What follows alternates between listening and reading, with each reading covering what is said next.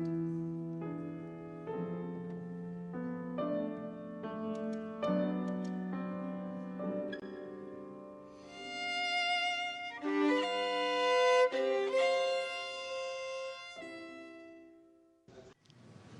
afternoon. On behalf of the LaRouche Political Action Committee, I'd like to welcome all of you here today. My name is Deborah Freeman. I'm Mr. LaRouche's spokeswoman here in Washington and nationally. Since the last time we gathered in Washington, Mr. LaRouche has certainly been very busy. Just prior to the G8 meeting, Mr. LaRouche visited Russia and did a series of appearances there, the results of which I think were reflected in the G8 meeting, and which we will discuss during the course of today's discussion. Mr. LaRouche visited Italy, where he had the opportunity to speak with members of the Italian Senate. And again, the results of that trip were reflected in events internationally. But probably no story is more compelling right now than the scandal that broke at the G8 meeting, the scandal surrounding BAE, which some people here in Washington are calling the scandal of the century, despite the fact that there is almost no discussion of it in the U.S. press. The implications and what is behind that scandal, I think, will be a subject that will merit much discussion during the course of this afternoon. I know people are very anxious to hear Mr. LaRouche, and I know that Mr. LaRouche is anxious to talk to you. So without any further introduction, ladies and gentlemen, Lyndon LaRouche.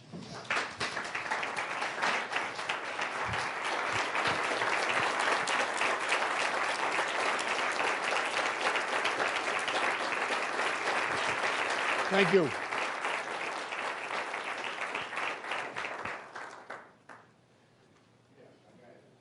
As the BAE scandal mounts, even in the U.S. press now, the time has come, as the walrus said, to speak of many things, not of cabbages, but of kings.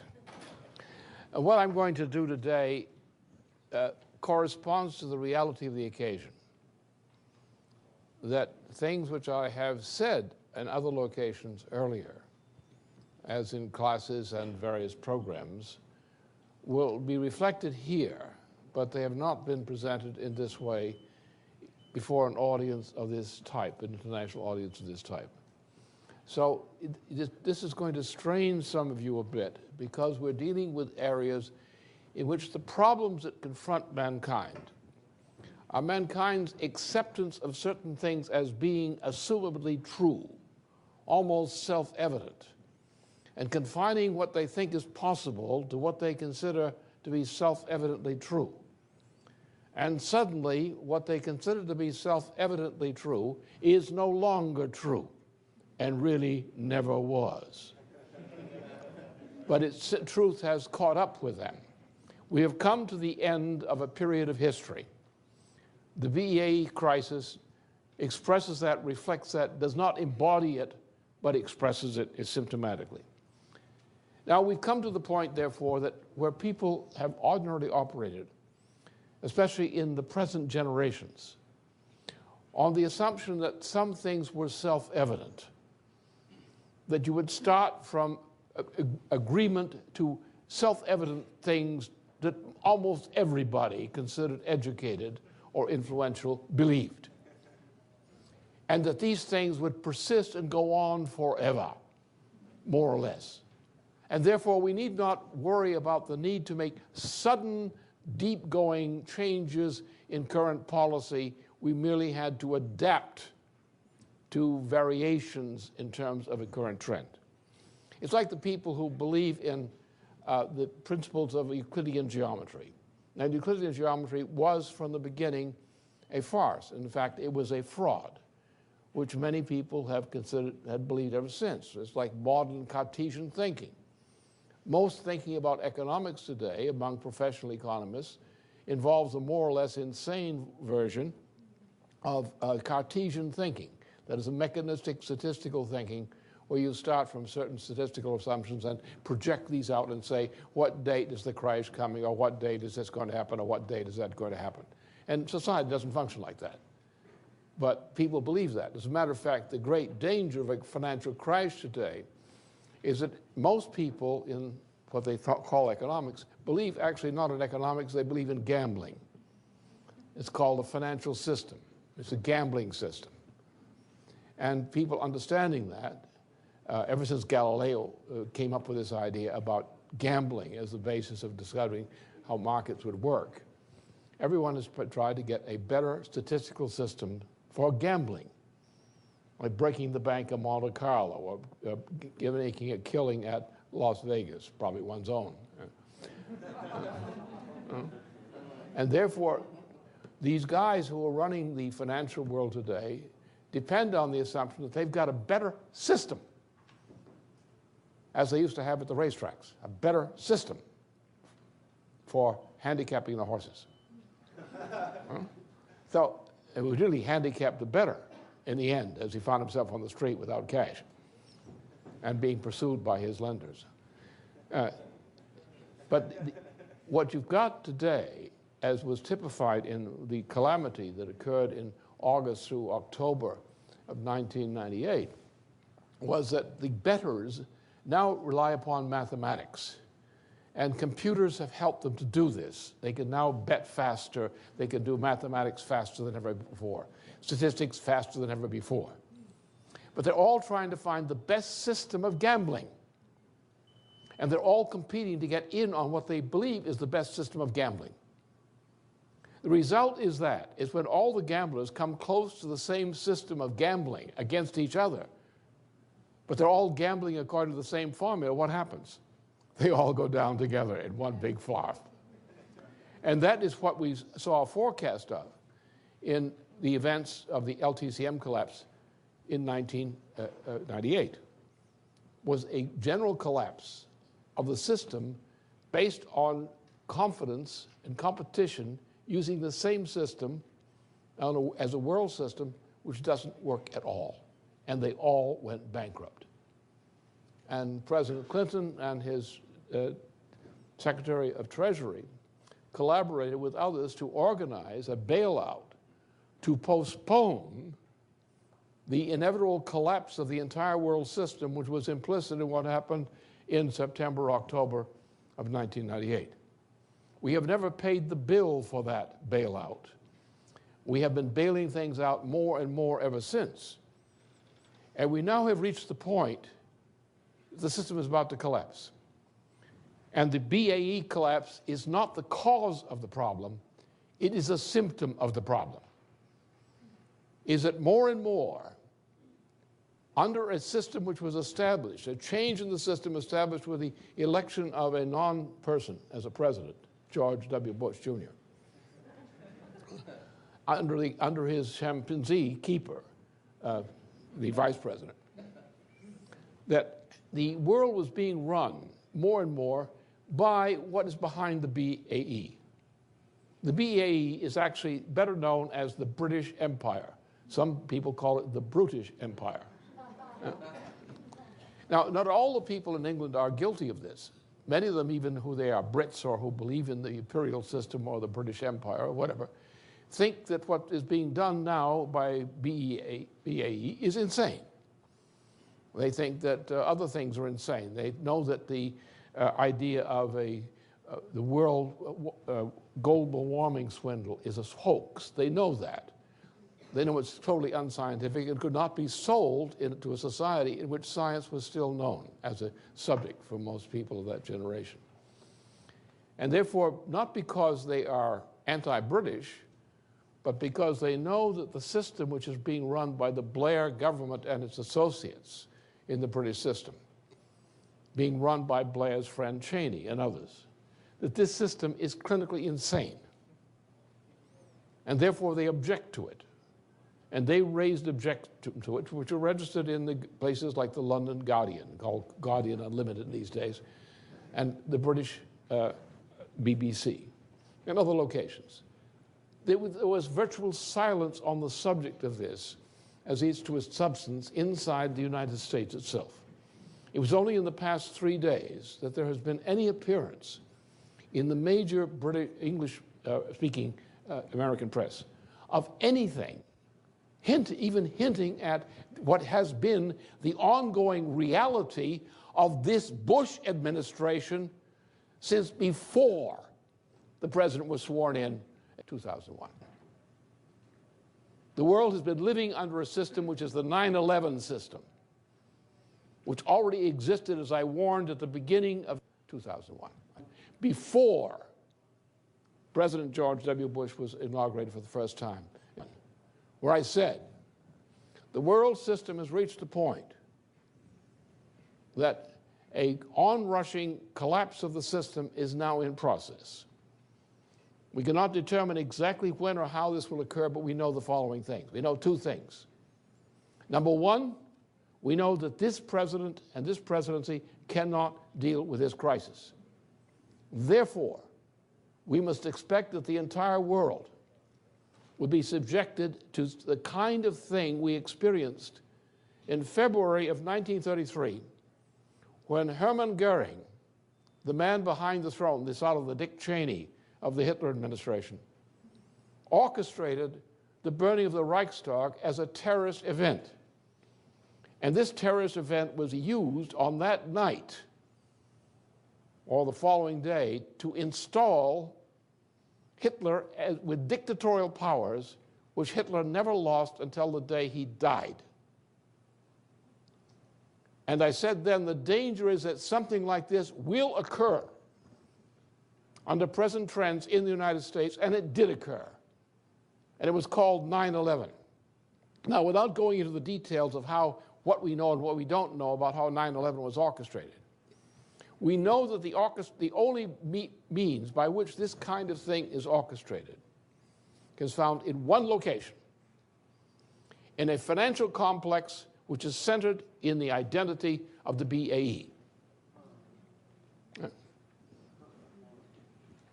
Now that's the mystery of 9/11.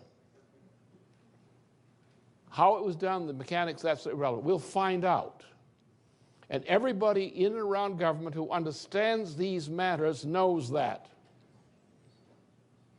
And that's where the heat is here. We've come to the point that we have an entire system is collapsing. That system at this point, because of the complicity of the present U.S. government and the complicity of the leadership of the Democratic Party as well as the Republican Party, because of this, we are living under a one-world system called generically globalization. It's a preparation for the new Tower of Babel, under which there are no nations and which languages begin to become Babel. Under this system, what controls it? It's called globalization. It's called the global warming crisis. It's called these various kinds of things referring to these things. It's one world system. It is not consolidated, but every obstacle to this one world system is crumbling. Every government of Europe, and you will see soon in France that this is also true there, every government in Central or Western Europe is today ungovernable. They may or may not be called, at the present time, failed states, but they are at the brink of being failed states which can no longer govern themselves. They're in the process in Europe of surrendering from the Russian and Belarus border westward. They're surrendering their powers of government to international agencies and supranational agencies. Germany, since the passing of the Schröder administration, no longer really governs itself. Italy is struggling to maintain an appearance of government under conditions in which government is not possible as long as the euro continues to exist. France, as we saw the newly elected president of France, Sarkozy, had a meeting with the president of Russia and came back giggling like a silly girl on a drunk.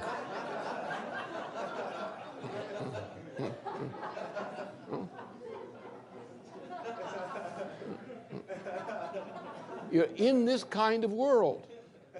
Now, there are other characteristics of this world. We have entered into a period of generalized warfare. Now, this did not start now. What we're seeing now is the culmination of a process which has been going on actually since the time that Kennedy was shot.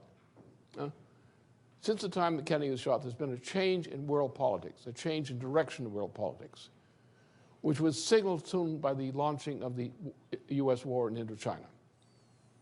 And that led into what became 1968, which was a general breakup of the Democratic Party. And you had a new kind of government under party since then. The lower 80% of the U.S. population, the adult population, which had a dominant influence under Roosevelt and continued to have a strong influence in the United States until that point, began to lose its power. The upper 20% of family income brackets are the ones who control politics today. And the upper 20% that control politics today are controlled by an upper 3% that control the greatest concentration of money that we've ever seen percent-wise in world history. We live under a dictatorship in which the lower 80%, the conditions of life, well, in our own country, are that nature. And the Democratic Party reflects that. It no longer responds to its own political base. The Republican Party is, in a sense, breaking up because it cannot accept the Bush administration and what it represents. And it's looking for a new destiny, either in one of several directions, and there may be an upheaval. You have candidates, including presidential candidates of the Democratic Party, for whom I have personal respect as individuals, intellectually. But their performance as candidates so far is no less than disgusting, especially given the real conditions. You have a majority of the Democratic Party base is calling for the impeachment of Cheney suddenly. They want a sudden impeachment, not a long process. And that could be arranged for them. You could go walk to Cheney with the right message and you say, "Dear Dick,"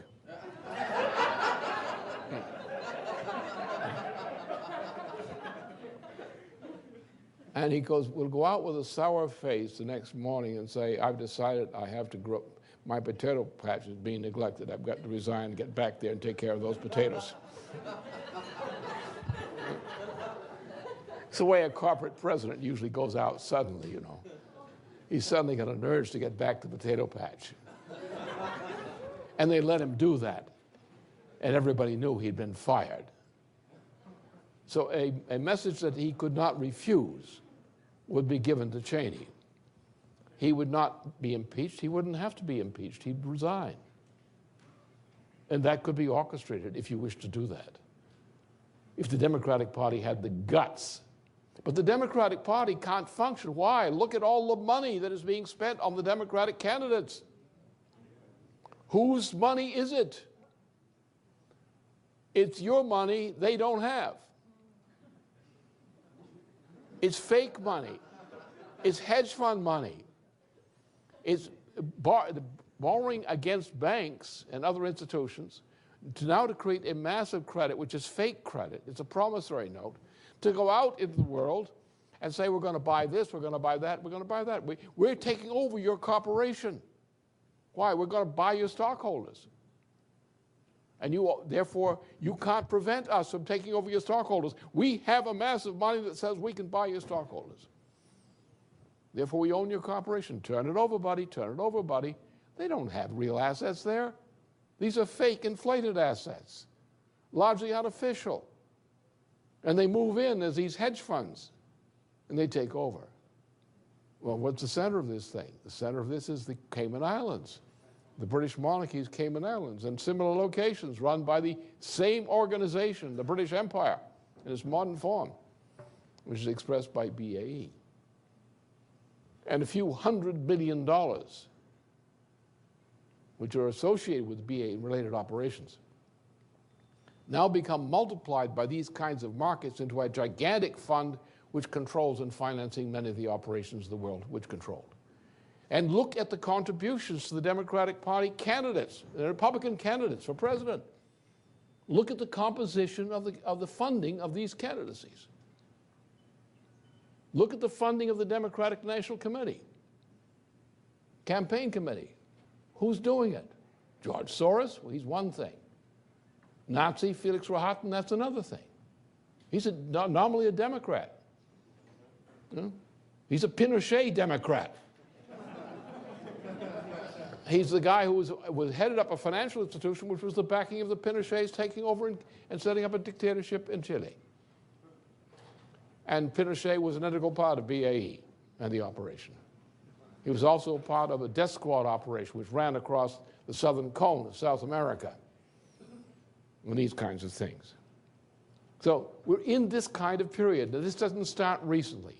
But we're seeing now this culmination of a concentration of power under the Bush-Cheney administration, a concentration of power under the leadership and control of the powers that control the British Empire. That's the situation. This empire, this gambling system, is now in a process of collapsing. It's at the verge of collapse. It is therefore moving to take total world power. Because if you take total world power, then nobody can say otherwise. And your problems are solved. You will solve what money is and what money isn't, because you have a world dictatorship. They don't yet have a world dictatorship. And therefore, we as citizens of the United States and other nations have to work and say, we're not going to let you have that power. We're going to stop you now. And history intervenes at times to present us with the opportunity to do this, the occasion to do this. That time is now. And that's what my subject is today. And therefore, because of that, what I shall say to you today is rather different than what I have said in terms of quality of subject matter in public occasions of this type earlier. Because what I said earlier, which I've said in to smaller audiences, in print and so forth, internationally, repeatedly, and I said it plainly enough, I have not said in this form, in this kind of audience, because it would not have been appropriate earlier. Why? Because the public was not scared enough and not shocked enough to realize that changes had to be made. You know, people are not as smart as they think they are. Human beings have great powers of intelligence that no other living creature has. They create science. They create the mastery of the universe. They create the changes in culture which raise the conditions of life of mankind. But sometimes they behave like silly children. And the more adult and the more adulterated they become,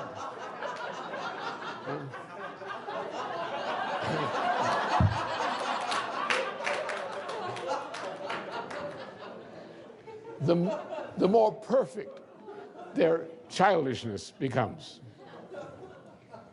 Now, what form does this take? We have a basement operation out there nearby, and people have been going through in groups of 5, 6, or 7 at a crack in reliving the experience of making the fundamental discoveries, a linked series of fundamental discoveries which embrace the entirety of scientific progress of European civilization from the time of the ancient Pythagoreans at about the time of the 7th century BC up to the present time, or up to a recent time where we still practice science. And so we have young people going through step by step of working through experiencing, not being taught to pass an examination on this subject or that subject, but going through the process of making discoveries themselves, which are a replication of the experience of earlier scientists in making the discoveries on which the scientific achievements of European civilization globally have depended.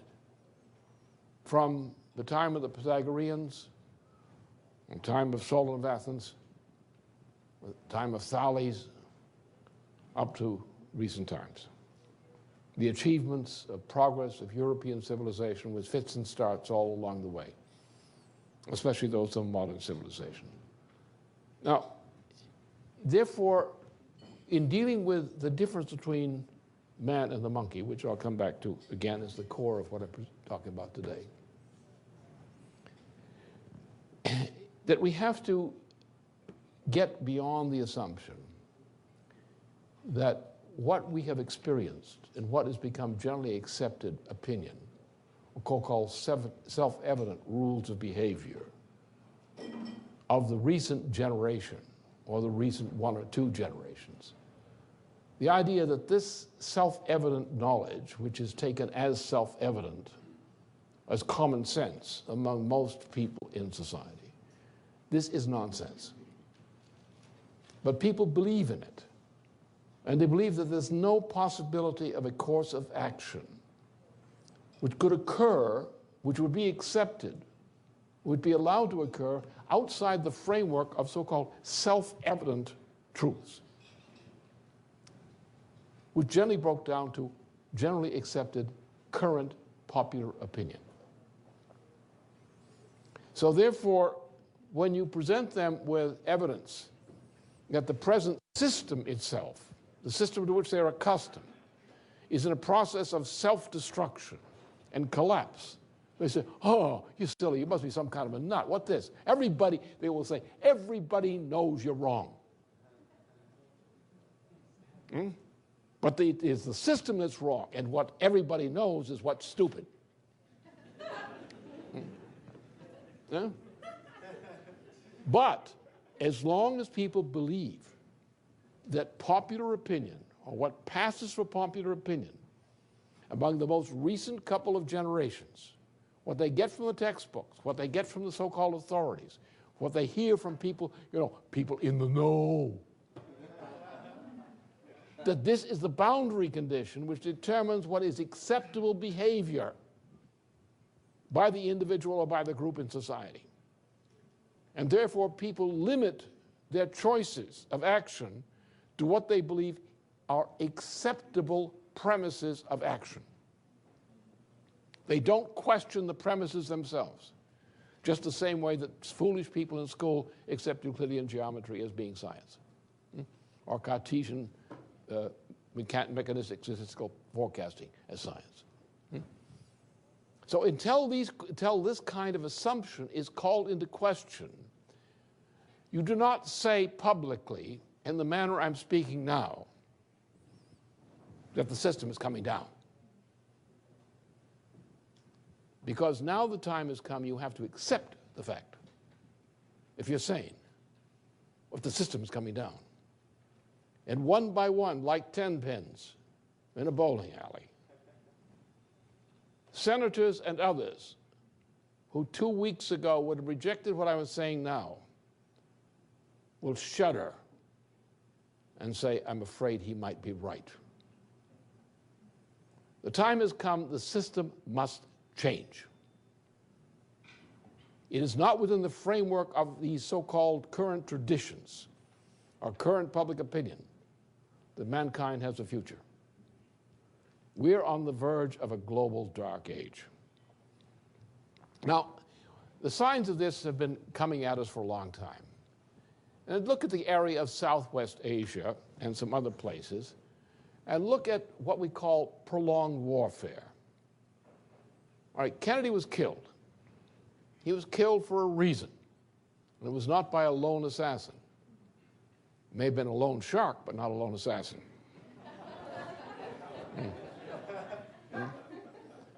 He was killed to get him out of the way.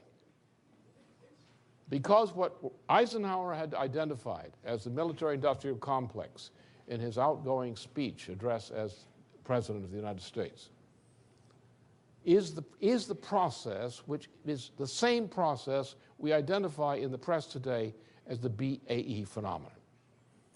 It's a process that actually came into being under Hitler and Mussolini, which was stopped by the intervention of Roosevelt.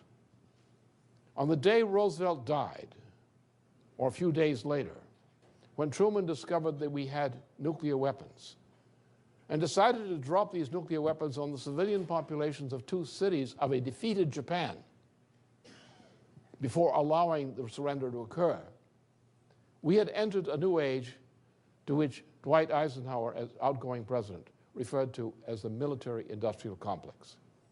The military-industrial complex became out of a division in Anglo-American policy during and after the war. Remember that Hitler was put into power like Mussolini, largely from Britain and the United States.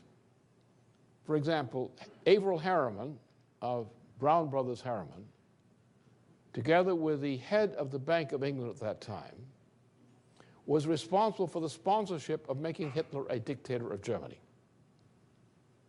When Roosevelt became president, over a period of time, Roosevelt induced the British to finally give up this idea of backing of Mussolini and Hitler. The financial establishment of Wall Street in that period was behind Hitler as they had been behind Mussolini.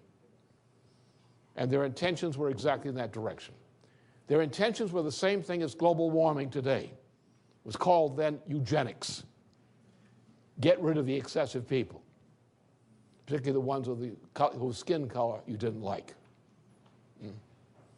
Weren't bleached enough. Eugenics was a program of murder. This is the program in which the Nazi Party was founded, was eugenics, which is the same thing as global warming today, exactly the same ideology, rewarmed with a new name, but with the same intention. So these guys put Mussolini into power, they put Hitler into power. They intended to establish a world dictatorship in which the United States would destroy itself as a power, because we were a power then, and in which they could run the world as a one world empire, which has always been the intention since 1763, since the British Empire actually was created by the Treaty of Paris of February 1763, by the British East India Company. And what you're seeing today with BAE, you're seeing a corporate structure in the heritage of the British East India Company, the Anglo-Dutch liberal East India Company, which created the British Empire, and which for many years, when the monarchy was simply a fixture attached to it, the Anglo-Dutch East India Company, the liberals, through banking, controlled the entire British Empire. The occupation of India as the British Empire was done by a private company, the British East India Company. China was destroyed, what? By the British East India Company with the opium trade and similar kinds of things. The world was controlled by this financial octopus, this new Venetian empire. And that has run things. The United States has emerged as the only significant challenger to this issue of empire since 1763. That was the division. In 1763, the word came down about the Treaty of Paris. And the ranks of the leading circles in North America were divided. One group were the patriotic group, gathered around Benjamin Franklin.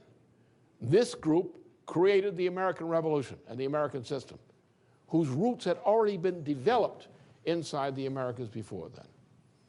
And we had a character, an anti-oligarchical character, which was different than that of Europe.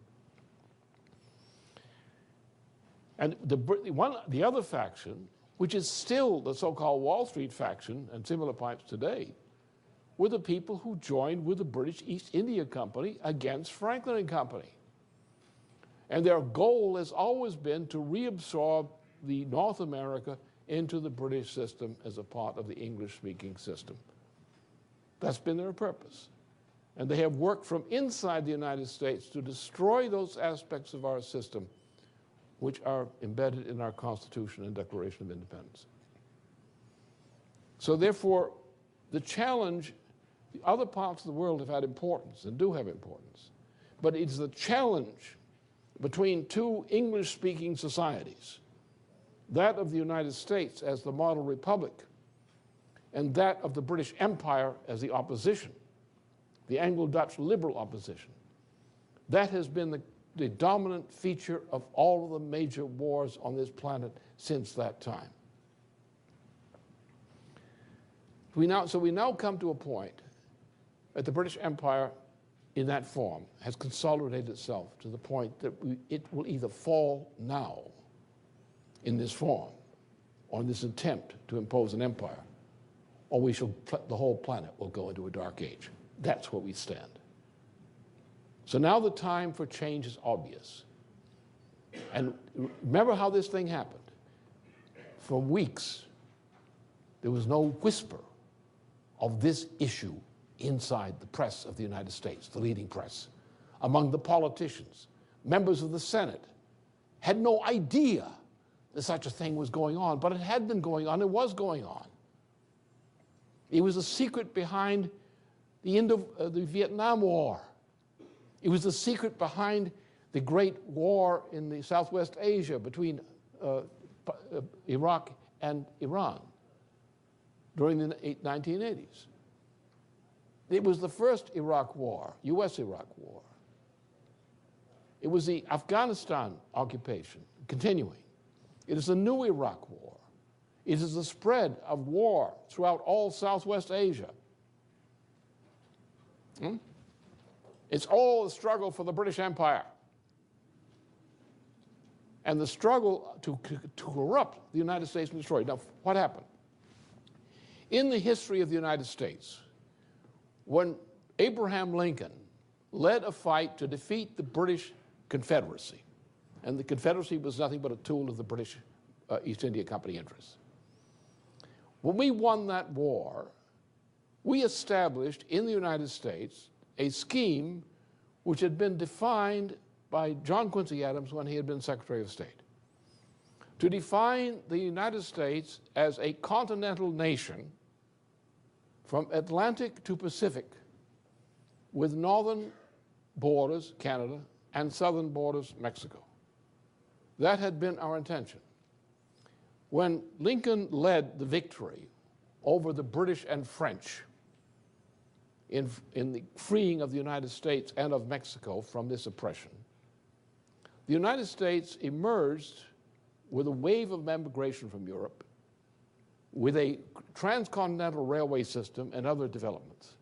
We emerged as a power which could no longer be destroyed by invasion of foreign forces. We also emerged over the period 1865 and 1877 as a leading influence for reform throughout Eurasia. We had the 1877, Japan, an economic reform organized from the United States. Russia, same period, organized from the United States under Mendeleev's leadership. Germany, under Bismarck, 1877, 1879, the Bismarck reforms, under the influence of the United States directly, and Henry T. Carey in particular. And similar things in other parts of the world. We became a challenge, not as a threat to establish an American empire. We became a challenge because we were promoting in Asia and other parts of the world the development of sovereign nation-state republics which would use the advantages of our experience for their own independent development and cooperation and mutual defense. To defeat this, the British Empire organized 2 world wars, starting with the Sino-Japanese War of 1894-95, and the continuous war of the British Empire through its toady, Japan, between 1895 and 1945 was a continuous part of this process. The destruction of China, which threatened to become a great power, was one of the purposes of this operation. So there had been a global struggle. We had 1 world war. We had a 2nd world war for this purpose. We went through a so-called Cold War, which involved the same issue. We now have come to the final stage of a threatened destruction of the world order in order to create a new Tower of Babel called globalization or global warming under the leadership of these financier interests, which are imperial in their origin. Now, this issue is one that the politicians, the poor, foolish politicians who run our country, refuse to understand. They have no long memories. If you read Plato's Republic and his Timaeus, he would call his report of a visit with the Egyptian priesthood, who said to the Greeks, "You Greeks are intelligent, you're fine, but you have no old men among you. By which the Egyptian meant you had lost your identity in the processes of history which gave birth to you. We, in the United States, represent the outcome of the birth of European civilization, a birth which was accomplished largely through the influence of Egypt, or certain forces in Egypt. This is where our science came from, which was called among the Pythagoreans was called spherics, which relates to physical astronomy. This is where our culture began, as typified by the case of the Solon of Athens, with the first conception of a true nation state, a nation state of the people. And our power has been largely that we have been in the United States in that conscious tradition. The founders of the United States, the authors of our Declaration of Independence, the authors of our federal Constitution, the leaders of the veterans of the Revolutionary War, the Cincinnati Society, all understood that the root of our republic lay in the precedents and lessons of Solon Athens reforms. Those are the terms they spoke of it. We were an attempt to free mankind as a whole, not by conquering it, but from the inside, from a division of mankind into two classes of rulers and animals, human cattle. Most people in most parts of the world, in most societies, have lived not as human beings, but as human cattle, under the ban from knowledge, as specified by the case of the Zeus, Olympian Zeus, of the Prometheus-bound story. Now, the birth of European civilization, with Athens, was a threat to the imperial forces of Eurasia. And therefore, an operation was run quite similar to an operation run against the people of the United States at the end of World War II, which produced the baby boomer generation, a brainwashing operation, mass brainwashing operation, called sophistry, or called, in the case of the post-war generations of Europe and the United States, existentialism. This corruption denied the existence of universal physical principles, which were knowable to the mind of the human individual, and said, you don't know anything. You only know what is generally accepted, or will be generally accepted. You know the consensus. You don't know whether it's true or not. You know you have to obey it because it's on top. And if you want to get ahead in this world, you have to submit to the consensus. There is no question of certainty of knowledge. There's no scientific certainty in it. So therefore, what happened? We had in our country, at the time that Roosevelt died, we had children who were of what we came to call the white-collar class, who from 1946 through about 1958. And these young children, who generally would orient toward the military-industrial complex types of people, that sort of thing, became the golden generation of the 1960s. They no longer believed in science. They no longer believed in truth. They believed in being accepted. They believed in a consensus, a white-collar consensus. They didn't like working people. They didn't like farmers. They didn't like science. They liked mathematics, but not science. They like to calculate, you know. They didn't like to earn money. They liked to grab it. Anyway, so they became a generation which exploded under the influence from Europe, of existentialist conditioning.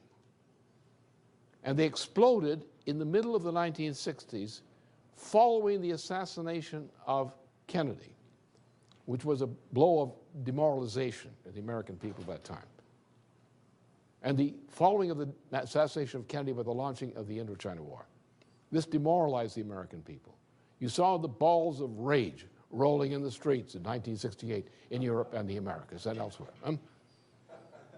So this generation, the white-collar generation, which hated working people, they hated trade unionists, they hated blue-collar people, they hated farmers, they hated science. Now, that doesn't mean all of them were against science or all of them were against agriculture and industry. But they understood one thing. They had no principle. They had a principle of going along to get along, a principle of accepting the consensus of their generation, their particular stratum. And this became the golden generation, which more and more reshaped the country. For example, 1968. 1968, the revolt of the 68ers destroyed the Democratic Party on the white-collar versus blue-collar issue. Okay? So the Democratic Party was smashed by its own complicity in the Vietnam War and by this. Therefore, we got a virtual dictatorship under Nixon. It wasn't Nixon's dictatorship, it was a group of people. It was a military-industrial complex. They took us over.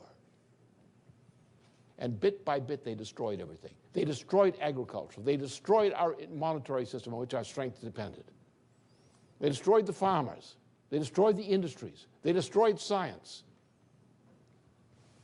And they got more and more power and more fantasy. And my generation began to die out. We don't have a generation of scientists and engineers of the type we had still back in the 1970s. We don't have that anymore. We have a fraction of that. We don't have a scientific industrial capability anymore. We have a little bit of it surviving in the military sector, of military production predominantly. We've lost it. We've shipped our industries, our agriculture overseas. We're destroying our farmers. We're growing crops to make fuel, not to feed people in a world shortage of food. So we come to the point the system doesn't work. And the breakdown is now obvious.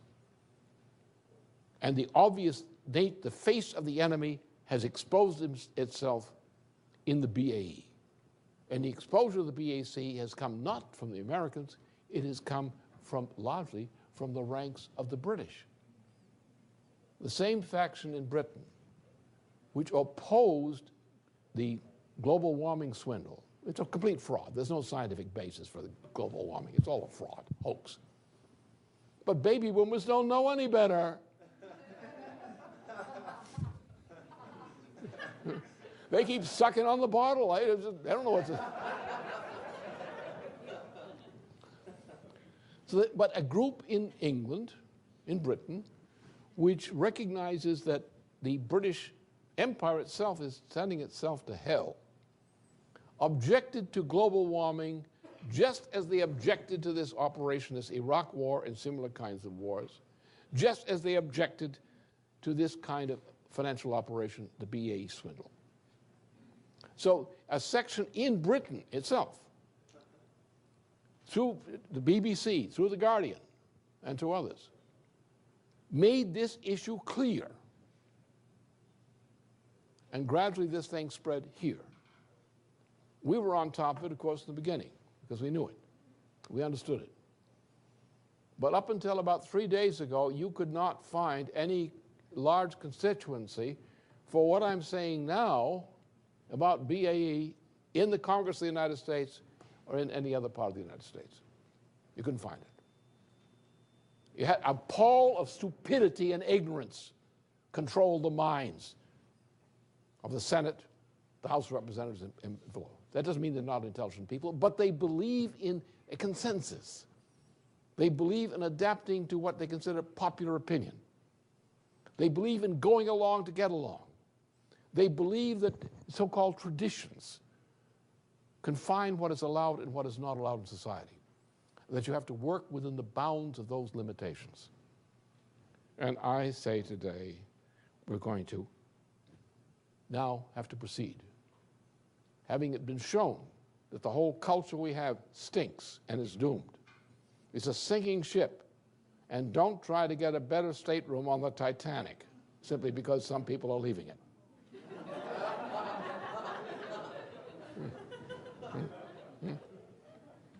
Therefore, the question is the question of what is human nature? Why should we believe that mankind, which has allowed this swindle to dominate humanity for so many centuries, that there's something in mankind today that would enable people who have made the biggest fools of themselves imaginable would suddenly become brilliant and make the right decision about the future of mankind?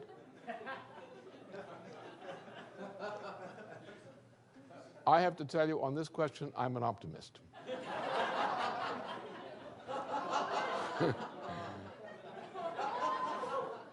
I believe in mankind. Just because he cleverly made himself appear to be so stupid doesn't mean he's quite that stupid. The time for the act of stupidity act to end. All right. Now, therefore, what I've said so far is a preface for what I'm about to say. And the question is human nature. Is man an ape?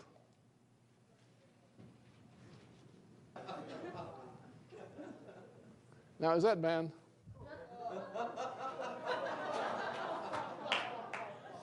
It could be Frederick Engels, but not man.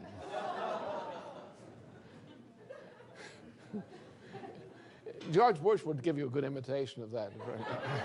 All right. Now we want to get to this question. The first question is this question which we've got to put on the board now. You had a book which was written a long time ago. It's called the Book of Genesis. You have the first. It's called the first chapter of Genesis. Now, in it, there are three sentences, three verses, which I want to call your attention to and present these not as some kind of arbitrary religious belief of some Hebrews off there in the Sinai desert, where they're not allowed to function today or something. Anyway, but actually as an observation by knowledgeable people, presumably Moses of Egypt, who, looking at reality, are describing what they see as the reality of the circumstance in which they're living. And they state there are certain things we can see. And they sum up in these three verses. That mankind, as Vanatsky would agree from a scientific standpoint, mankind is not an ape, nor is mankind a form of animal life. We have a bodily form of animal life, but we also have powers as thinking powers and creative powers which no animal has. These creative powers endow us with a certain quality of potential immortality. And in what sense? That we are capable as mankind of discovering the lawful composition of our universe. We call these universal physical principles, for example, such as Kepler's discovery of the principle of universal gravitation, which is a universal principle which he uniquely discovered as a discovery. And therefore, mankind is having these powers, the power to discover universal physical principles, uses these powers to increase mankind's power to exist in and over the universe, as no species of animal can. Every animal species has a potential relative population density which is characteristic of that species, which varies with the environment in which the species operates, but cannot be willfully changed by a member of the species. Mankind is capable, through the discovery and realization of universal physical principles, of changing the universe. And in these three verses, from the closing portion of the chapter of Genesis, you have, just think, not of someone preaching a doctrine or an arbitrary belief, but someone simply saying, here is what the truth is about ourselves. Man and woman are distinct from all forms of animal life, in that they have these powers and responsibilities in the universe. The power to change the universe for the better.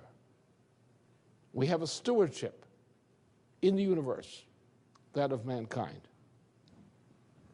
And therefore, human life is immortal in that sense. For example, go back to the history of this issue of creativity. Go back to the history itself. What we have as European civilization was born about 700 BC. Europe had been in a prolonged dark age for some period of time, and under the initiative of a revival of civilization in Egypt after a dark age, Egypt reached out to places such as Ionia, where there's maritime culture. Right. You have an area there which is Greece as such, the Magna Graecia, and including the part into Ionia, which is the Greek culture. It allied itself with the Etruscans, who would dominate an area from about the Tiber northward to about the island of Elba and inward, which was a leading maritime culture at that time. They probably were a branch of the Hittite culture, which had been the only iron processing culture in that whole Mediterranean region of that period. And then you had in the north of Africa, you had this one area of the Egypt's maritime culture. This is called Cyrenaica to the present day still. It's this area, which is a rich area, potentially rich, was rich at that time. And it was known for its such people as Lady Aristophanes, who was actually of Cyrenaican extraction and who was a representative of the Platonic Academy at Athens and was the leading scientist of Egypt, who died just before 200 BC, which was about the time the Roman Empire was coming up and civilization was being destroyed. So our civilization is located in that, birth of civilization is located essentially in a struggle centered in this area from about 700 BC to about 200 BC, from the time of the Pythagoreans and the emergence of Solon and so forth into modern times, into those, particularly those times. So, but there was in this, there was a struggle. And the struggle was typified by the cult of the Delphi, the cult of the Apollo-Dionysius cult of Delphi, which was tied to the surrounding region of that area, which was dominated by imperial powers, such as Babylon, such as the Persian Empire, the Achaemenid Empire, and other kinds of empires. So at this point, the significance of the birth of European culture is a revolt typified by the role of Solon in Athens, the image of Solon in which the idea of the United States was premised. An image of what man could be, an image of a republic, a true republic, against a system under which 80% or more of the human population of any area were essentially treated as human cattle. And this is the distinction, the good distinction of European civilization. Its greatest heritage comes from this emergence, at least in known history, the emergence of this idea, of this conception. Now, the struggle inside Greece itself has been the principal font of our understanding of history. That is, European history begins approximately about 700 BC. That is a conscious history where we're dealing with a society organized around ideas and a consciousness of these ideas. Anyway, so the idea is the struggle, the difference between the form of society in which mankind, all mankind, is treated as being human, as having these powers of creativity, which was the development of the totality of the society as human. Now, what is this difference between man and the beast? The difference between man and the beast is essentially that of the discovery of a universal physical principle. That's the exemplification of this. The work of the Pythagoreans was typical of this. The work of Plato and his circles is typical of this. But on the other side, the outer was, as is presented dramatically in the middle section of the Prometheus trilogy of Aeschylus, that the god, the evil god, the Zeus of Olympus, decrees that mankind shall not know the secret of the use of fire, including such things as nuclear fission. And that man must therefore be maintained as human cattle. And the tradition of most cultures has been condemned most of humanity to the condition of human cattle. In modern society, this takes a special form called empiricism, in which you deny the knowledge of the existence of a principle. I'll come to this here. And in place of this idea of principle, in modern society, we have the idea of liberalism, which is what the Anglo-Dutch liberal system is based upon. Therefore, the key thing here to understand is, what do we mean by the discovery of a universal physical principle? Well, let me skip ahead here, Claude, to, we'll come back to this other thing, but skip ahead at this point to the solar orbit.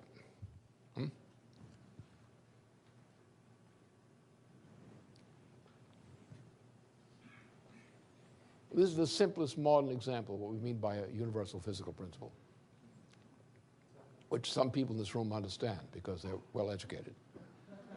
They educated themselves. Okay.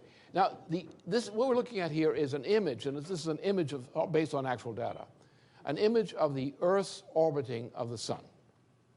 Huh? Now, this orbit, even though it may appear to be circular, is not really truly circular. It's actually elliptical. Now look you get the close-up, and let's describe this orbit, because the discovery of this orbit by Kepler is actually the foundation of all competent modern physical science. This is not the complete discovery. All right. Now, as you get to the smaller areas, you're in an elliptical area. This planet's moving along an elliptical course. What does that mean? But it's not just an elliptical course. There's a principle involved. The rate of motion is changing. What is governing the change of the rate of motion? Well, Kepler called it equal areas, equal times. That is the sector defined by the position of the sun with respect to the planet, sweeps out a sector of the ellipse. And the rate of movement within the ellipse corresponds to the relative area which is being generated. Equal areas, equal times. Now, what this means is that there is a principle operating here for which this is only the shadow.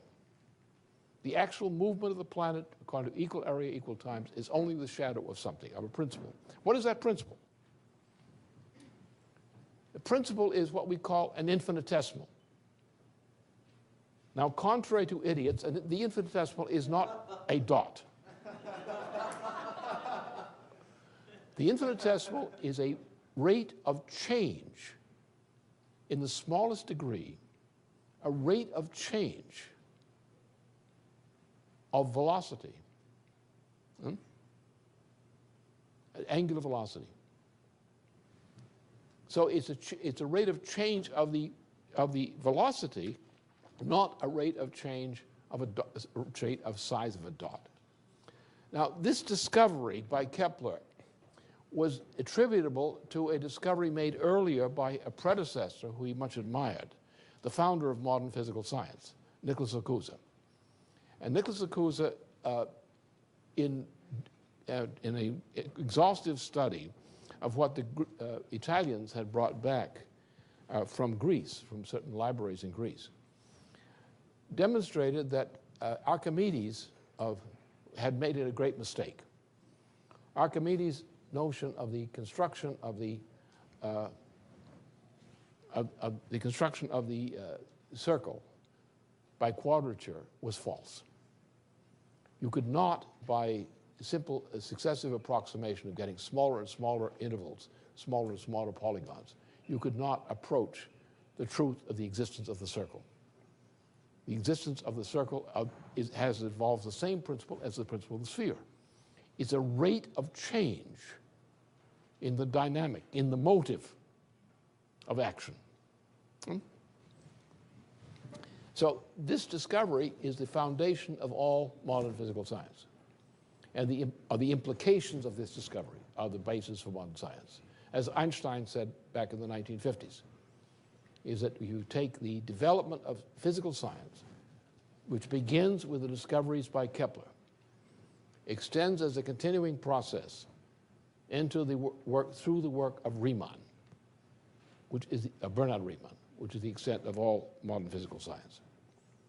Now, this science, Kepler's discoveries are not only the beginning point of all competent modern physical science, they contain continuously the foundations of the process of discovery of all modern physical science. If you don't know Kepler, you don't know physical science. You may know how to report about it. You may know how to describe the experience of seeing it happen. You may know how to make a picture of it, but you don't know what it is. And you have to go back to Kepler, because no one ever in the history of successful modern science ever went a step forward by excluding Kepler. Kepler is embedded in the foundation of science, just as those who preceded Kepler among the ancient Pythagoreans and the followers of Plato, they are embedded in the work of Cusa. They are embedded in the work of Kepler. They remain an integral part of the human knowledge of science. It's not something you left behind and went on to something else. It's something which is in there at all times and never departs. It is truly universal. And that's the difference.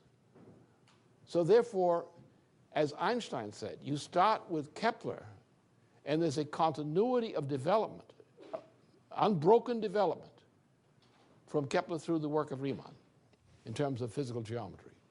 And all competent physical geometry, all competent modern science, including modern economic science, can only be obtained from Riemann by that method. So you have Kepler's work starts it. Kepler poses a problem. They'll go to Fermat. Now, Fermat was, I give the dates here to give you some sense of lapsed time. Fermat made a discovery which is called a principle of least action.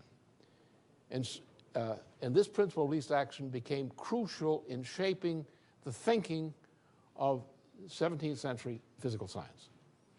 In the end of the 17th century, Leibniz, who was the discoverer of the calculus, which is based on, Leibniz calculus is based on Kepler. It's based on Kepler's principle I just indicated to you, the principle of gravitation, same principle as gravitation. So that the infinitesimal is the constant rate of change of the action, as you see in the case of the Earth orbit. So the question came up, Fermat's work. Question came up is, what is the actual pathway of least action in physical space-time?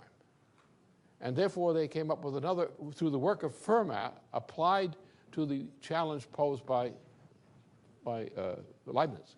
We had the development of what was called the universal physical principle of least action, which again is an integral part of science, and the Leibniz principle of universal physical least action is an integral part of all competent science today. It never went away, it's there, it's expanded, it's improved upon, but it remains there vibrating, pushing, always motivating. Every student that comes along who learns science has that in their mind. It's in their mind, vibrating constantly. So then you get from Fermat, you get this development around Leibniz, and there are many people involved in this. So again, Leibniz sets this into motion, together with a fellow called Jean Bernoulli, which defines this as a field of science. The modern science is based on this conception, and it's based on the catenary. I'll give you an example of this. We didn't put this on the screen, but back in shortly before Nicholas Cusa, who was the founder of modern science, you had a fellow called Brunelleschi, Filippo Brunelleschi, in Italy, in Florence. Now, the Florence Cathedral was not completed at that point. It had a hole at the top where there's supposed to be this dome called a cupola. And the problem was that if you were going to build this dome to complete the cathedral, you wouldn't have enough wood in Italy available to build the supporting structure around which to erect this dome. But then if you look, as I did some years ago, on this Brunelleschi thing, and you look carefully at the structure of that cupola, and you find the hanging chain formulation in there, the shape is in there, that Brunelleschi used a hanging chain as the guide for constructing the cupola without using all that wood that wasn't available. So this hanging chain phenomenon is called the catenary. And the significance of the catenary was actually discovered fully by Leibniz and Bernoulli, and is the underlying principle of the principle of universal least action, which is embedded in all science. It's sitting there vibrating to the present day. You can't get rid of it. You can't go any further without it. And this led then to the later developments, such as beyond Bernoulli. Now you get Kestner and Gauss. Now, who's Kestner? Well, Kestner is a very important appearance in American history. Kestner was born in 1719 in Leipzig, which is about 3 years after the death of Leibniz, who had also been born in Leipzig. And he became a leading teacher of science. He became the leading teacher of mathematics and the history of mathematics in Germany. And he still is a foundation of a competent education in mathematics to the present day. But Kestner was also, among his other students, was a prominent influence on a number of important historical people, historical in the sense of the American Revolution.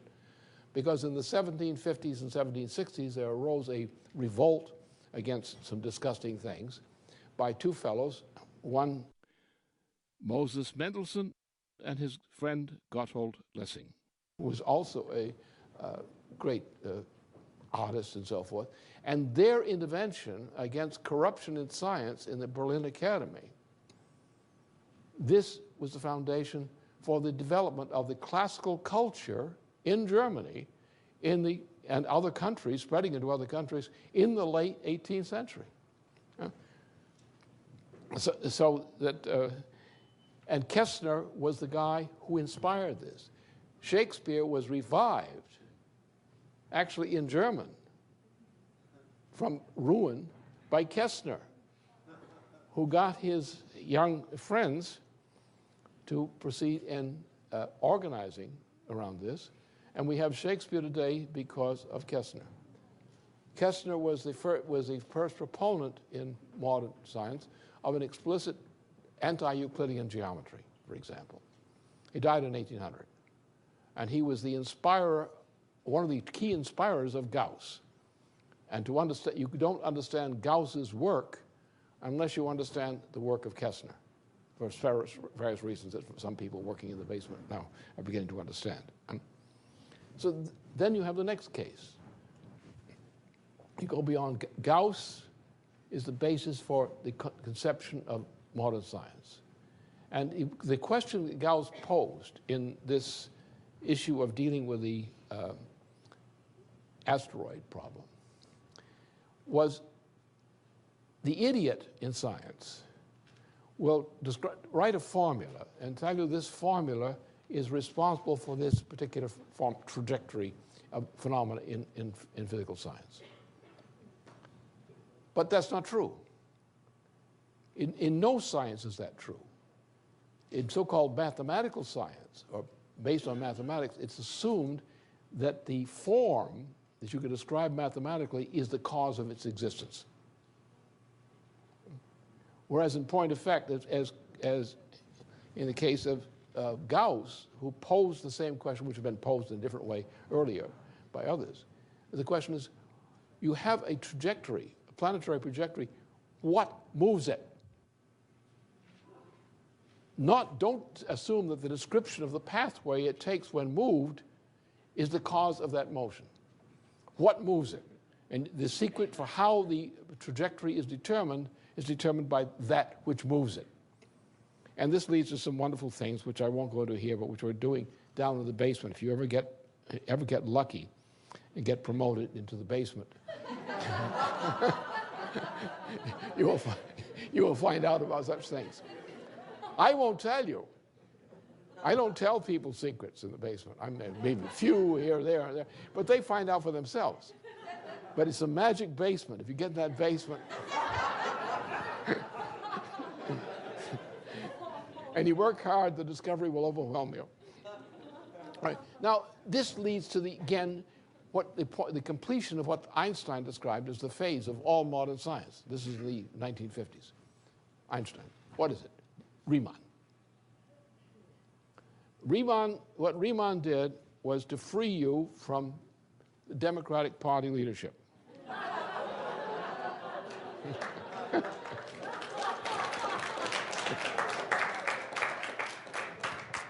In 1854, he wrote his famous Habilitationsschriften. This is the paper which was used to qualify him as a professor at Göttingen University.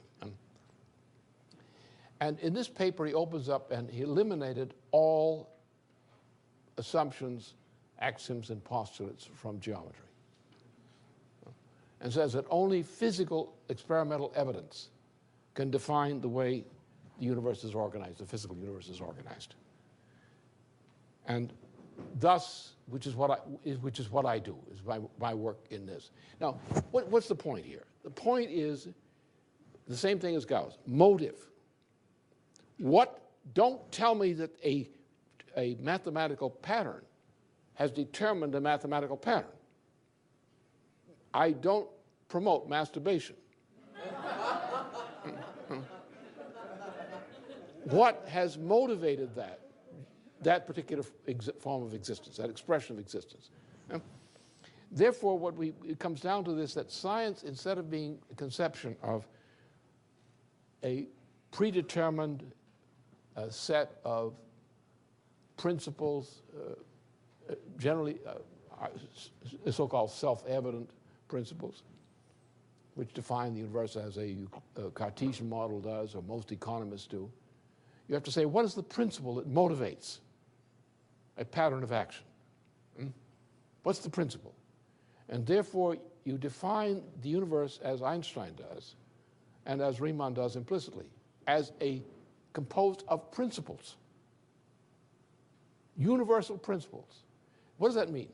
That means that for example, it amuses some people to be told, there's nothing outside the universe.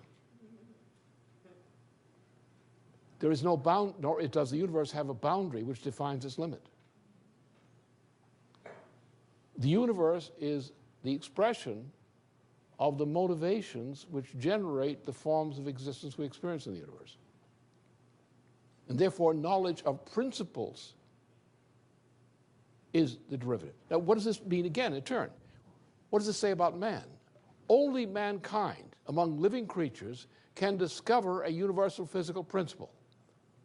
And by discovering that principle as a motive governing the way something can act, and using that motive, that principle, you can change the universe in which you're operating. Only man can do that. The monkey, the chimpanzee cannot do it. The typical professor at a university cannot do it, no matter how much he monkeys around with science. He can't do it. Therefore, instead of seeing the universe as being a Cartesian manifold, a Euclidean manifold, stretched out in all directions, you see the universe as bounded by the principles, not by an area, but by the principles which control all that happens within it. All the motives, the principles. Mankind to discover these principles by discovering a principle which has been previously unused by mankind. Mankind is able to increase man's power to exist in the universe and is capable of changing the geometry of the universe in which we live. The ability to get beyond the population level of several millions of individuals at any one time, of a monkey, of an ape, a gorilla, a chimpanzee. What's the difference between man and the chimpanzee? The essential difference is man's ability with the human mind to discover experimentally, by these kinds of standards, to discover the meaning of principle. and to apply that principle to previously existing practice in a way to change that practice qualitatively. Okay? This in science is called machine tool design. What they used to do in the auto industry when they were allowed to make automobiles in the United States. Machine tool design. You discover a principle you didn't know before, or you didn't know how to apply before. You apply this principle to something you already were doing. You transform the quality of that operation by introducing that principle. And you change the universe. You increase man's power to exist. You increase the density of population you can sustain. You increase the life expectancy of mankind. And you build in the individual a sense of an immortal personality who is participating in the process of increasing the knowledge of mankind from generation to generation in a practical way for the benefit of mankind. So therefore you have this problem. A monkey dies. An ape dies. A current president dies. What's left behind? Nothing. It's gone. It's the sad case. A human being who acts like a monkey, lives like a monkey, doesn't make any discoveries. Doesn't even repeat discoveries made by people before him. Just keeps on going scratching. Like Bush. This person has no sense of immortality. We all die. We all have human bodies. We die. The human body fails us. It quits on us. The car quits, breaks down to the highway, like a typical aisle pack car.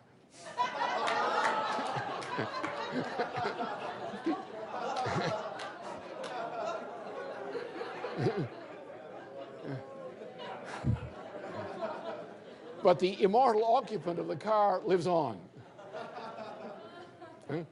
We hopefully. No, so the point is that humanity is essentially, potentially immortal, because that which is part of us as human beings is not merely this physical animal part that we inhabit. It's what we represent through such means as learning to re-experience discoveries of principle and carrying them on and on to future generations, to building a better world, to building a better universe, to changing the universe simply in the same way that the writer of Genesis 1 depicts man's function in the universe. Not simply saying he's got some magical secret here. He's describing the situation of man in the universe. Man and woman in the universe exist to do what?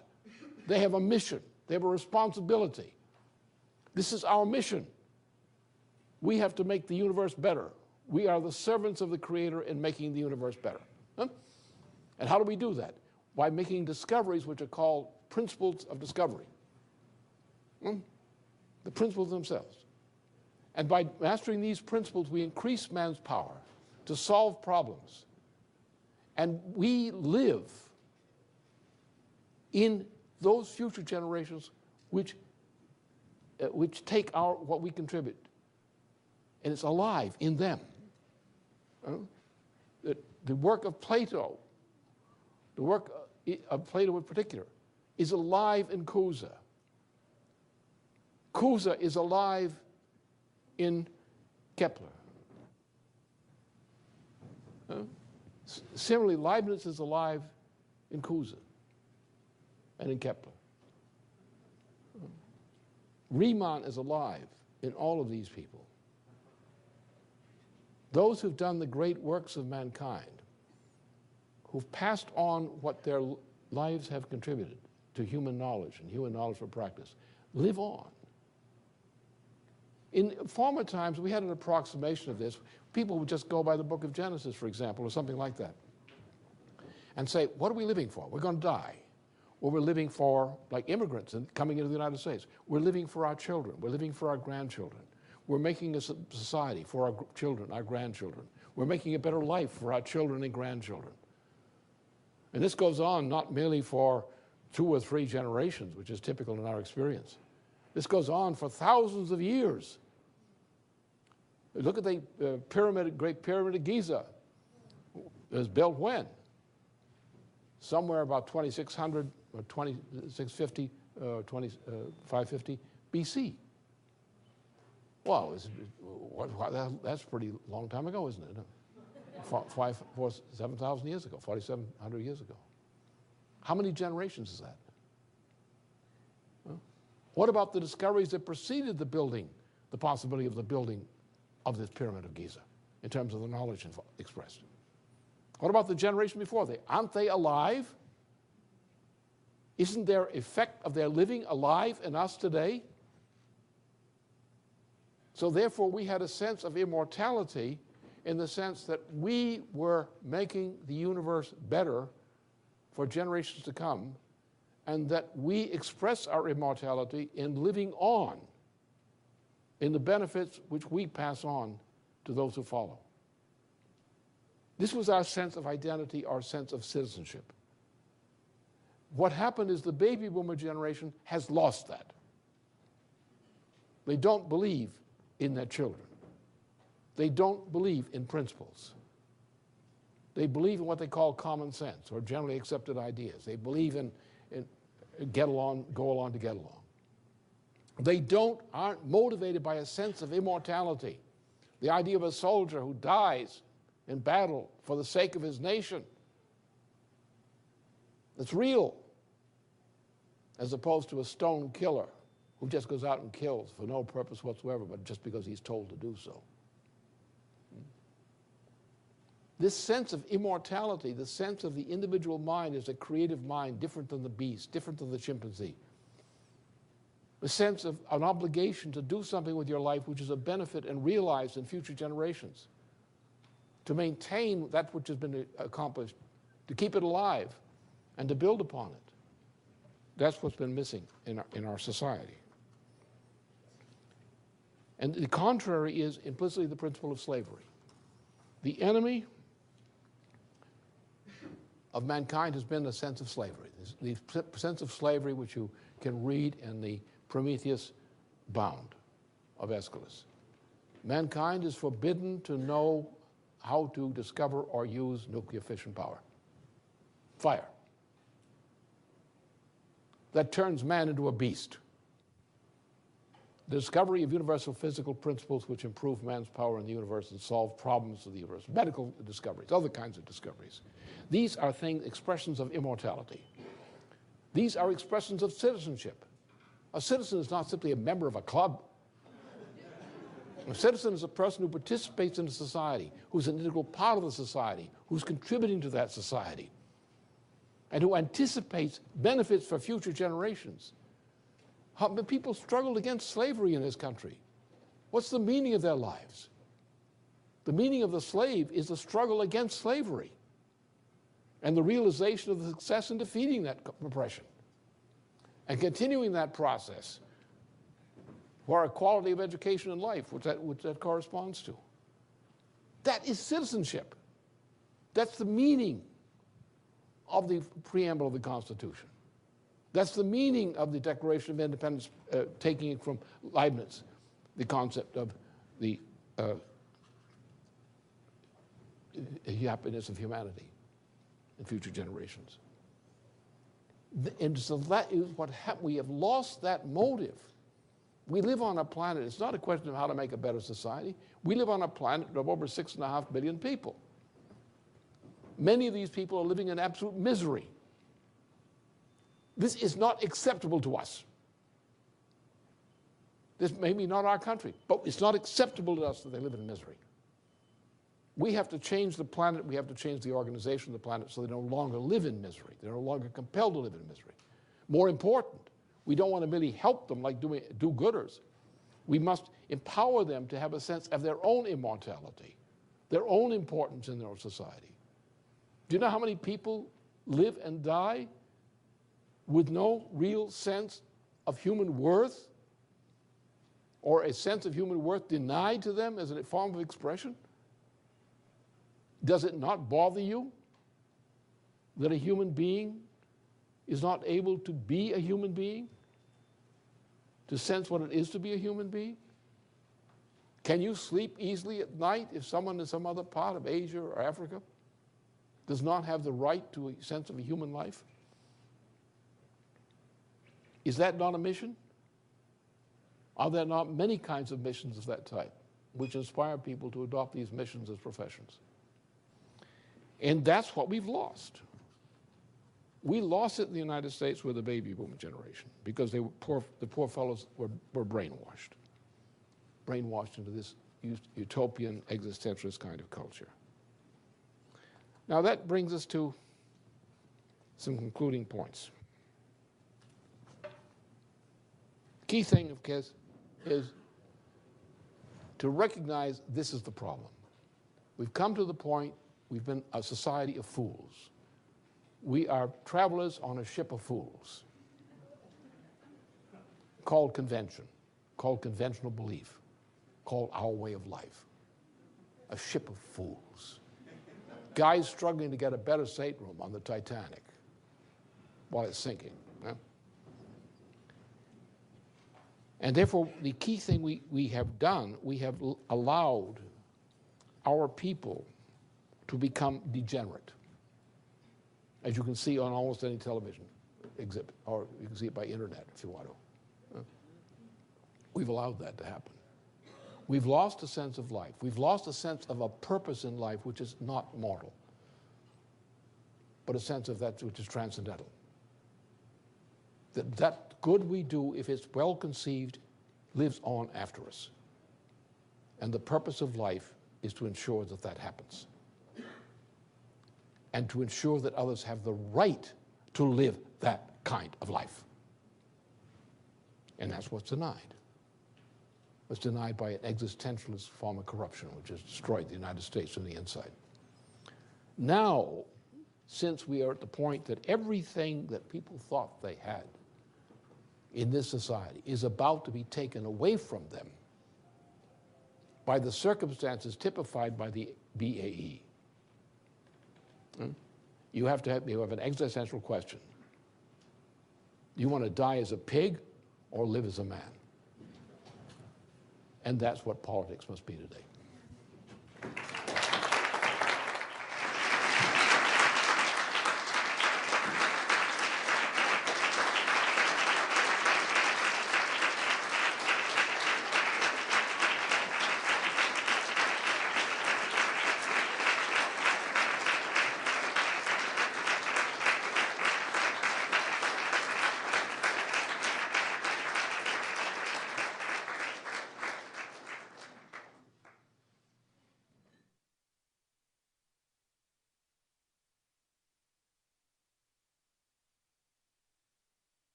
Lynn, thank you.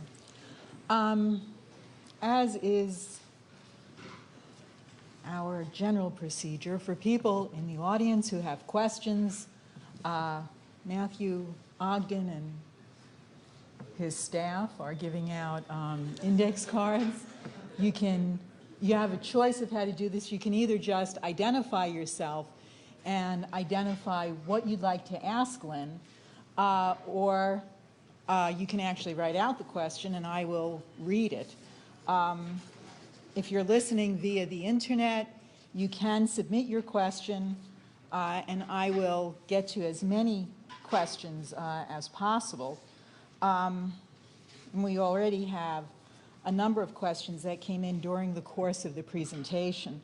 I'd also like to just like to note that there are apparently about 100 students gathered at the Garcilaso de la Vega University in Peru listening to the webcast, and I think that's probably the largest group of students listening, so we'd like to welcome them and invite them to submit questions.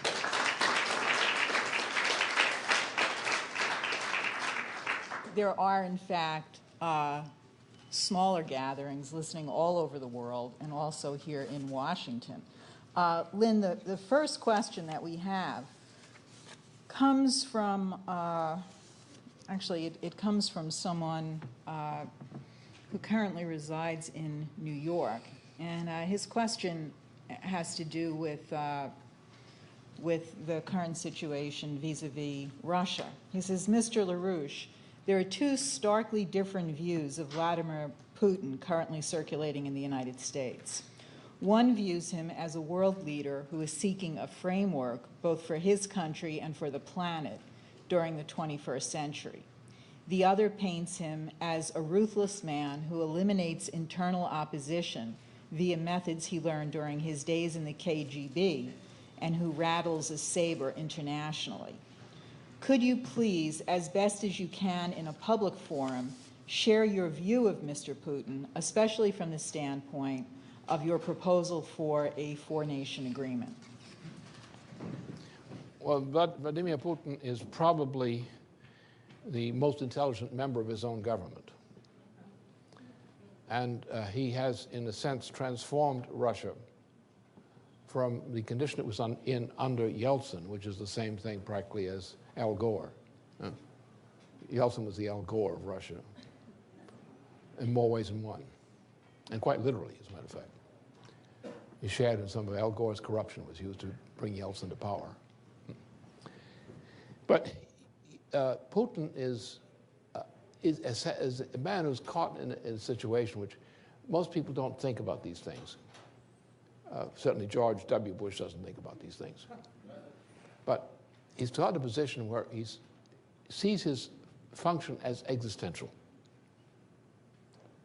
It's almost a religious view with him, to try to save Russia, a mission to save Russia and to make something of the shards of what had been the Soviet Union.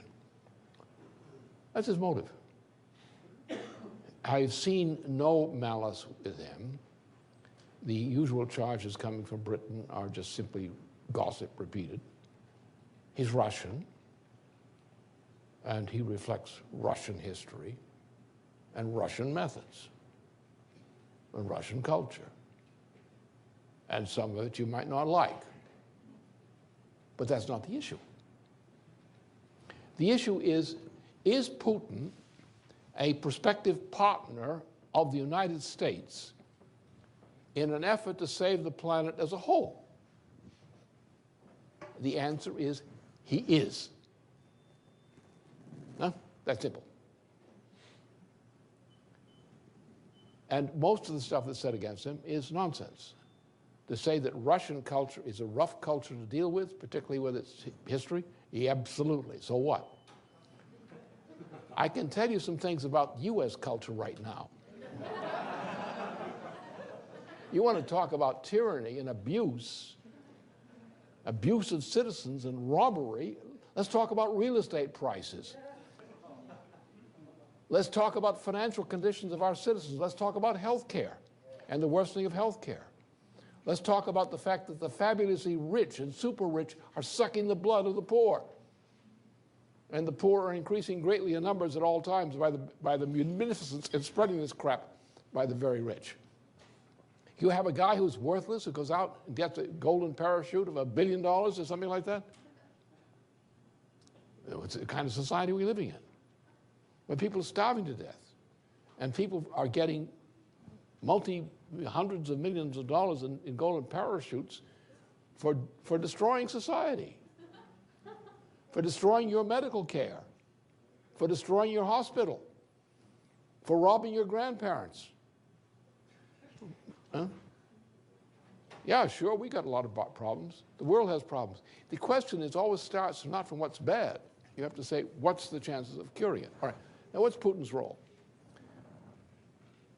Putin represents Russian culture, and Russian culture is a Eurasian culture as distinct from a Western European culture or distinct from the United States. Now remember, our immediate conflict within European civilization is that we in the United States, when we're sensible, have a strong disagreement, an objection to the character of Western European and Central European culture. Because we formed the United States to get away from those cultures. We formed the United States to get away from a society which is dominated by oligarchical traditions. The idea of the social equality of man, not in terms of standards of this or standards of that, but the essential worth of the individual, the intrinsic worth of the individual. Must be an equal opportunity for expression of intrinsic worth. And in Europe, you don't have that. No part of Europe do you have that. You may have some new niches of that in Europe, but you don't have that as a dominant culture. And you just don't have it in Russia either. But it's different. But Russian culture is Eurasian culture. Russia, since the fall of the ancient Ukraine area, Kiev Rus, has emerged as a Eurasian culture. It is not Asian. It is also European, but not entirely European. And Russians are different in that sense, when taken as a whole, not necessarily as individuals, but as a whole. Then you look at what do we have? We have Asian culture. What do you mean by Asian culture? Well, you have India and China, for example. You have other countries, and they have an Asian tradition, which is not like a European tradition. The challenge before the planet today is to start from the fact that we're dealing with a nation, a planet which is organized in that way. We have European culture. We have the idea of the sovereign nation state in the United States, the republic. We have it also in parts of South and Central America as a strong tradition. Europe, you have an oligarchical form of European culture. It's still oligarchical in character. You have Russian culture, which is Eurasian culture. And Russia dominates the area from which the largest part of the resources upon which all of Asia will depend. And Russia has the ability to steer the development of those resources for the expanding requirements of the populations of China, et cetera, et cetera. So therefore, our job is to take these different cultural groups within the planet as a whole and to bring them together to a common purpose. And the common purpose is to solve the basic problem which threatens mankind right now. Now, therefore, my proposal is a practical one. Don't complain. Change what you don't like. But change it by agreement with the people you have to work with to get the change. We in the United States, what do we have from Russia? Putin, Vladimir Putin, says again and again and again, Roosevelt, Roosevelt, Roosevelt, Franklin Roosevelt, Franklin Roosevelt, Franklin Roosevelt. And that's what these guys don't like. They don't like the fact that he likes Franklin Roosevelt. I like Franklin Roosevelt. I have my questions about the morals of people who don't like Franklin Roosevelt. So Roosevelt haters are the problem we have to deal with. All right, now, he agrees on what?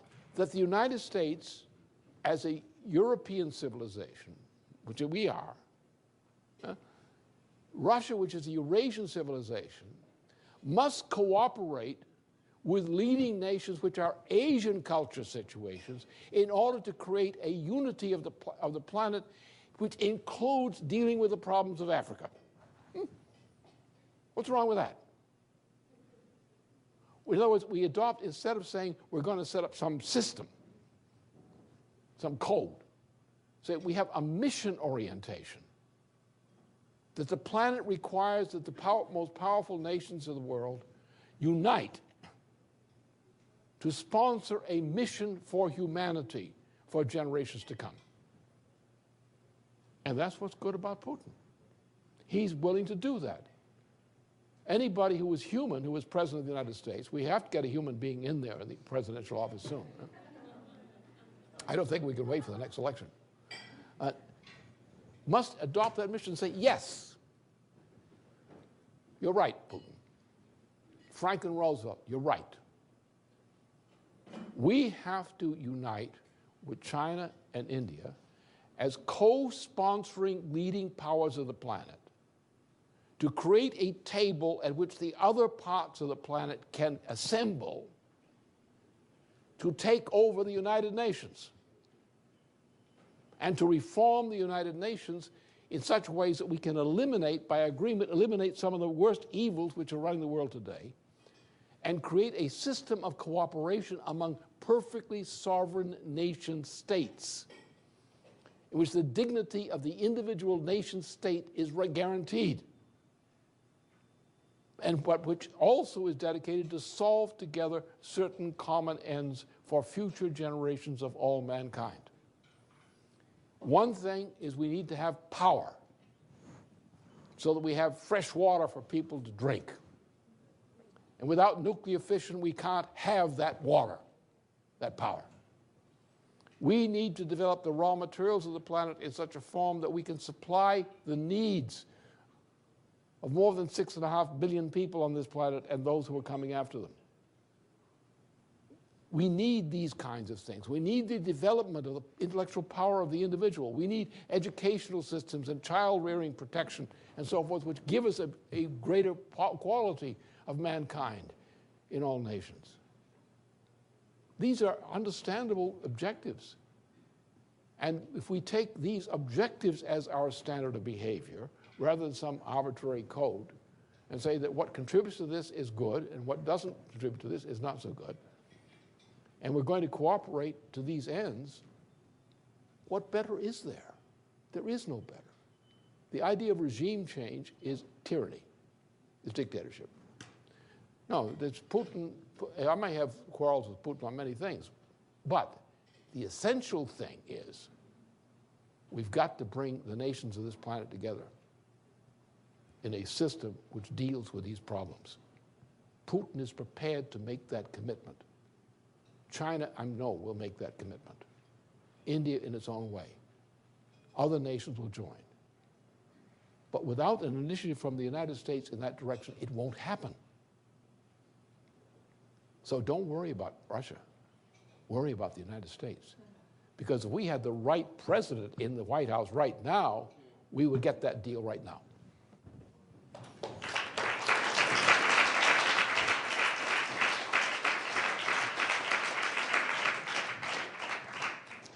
When we got a text message from one of our contacts on Capitol Hill who said that she was saddened when you compared that cute little monkey to George Bush.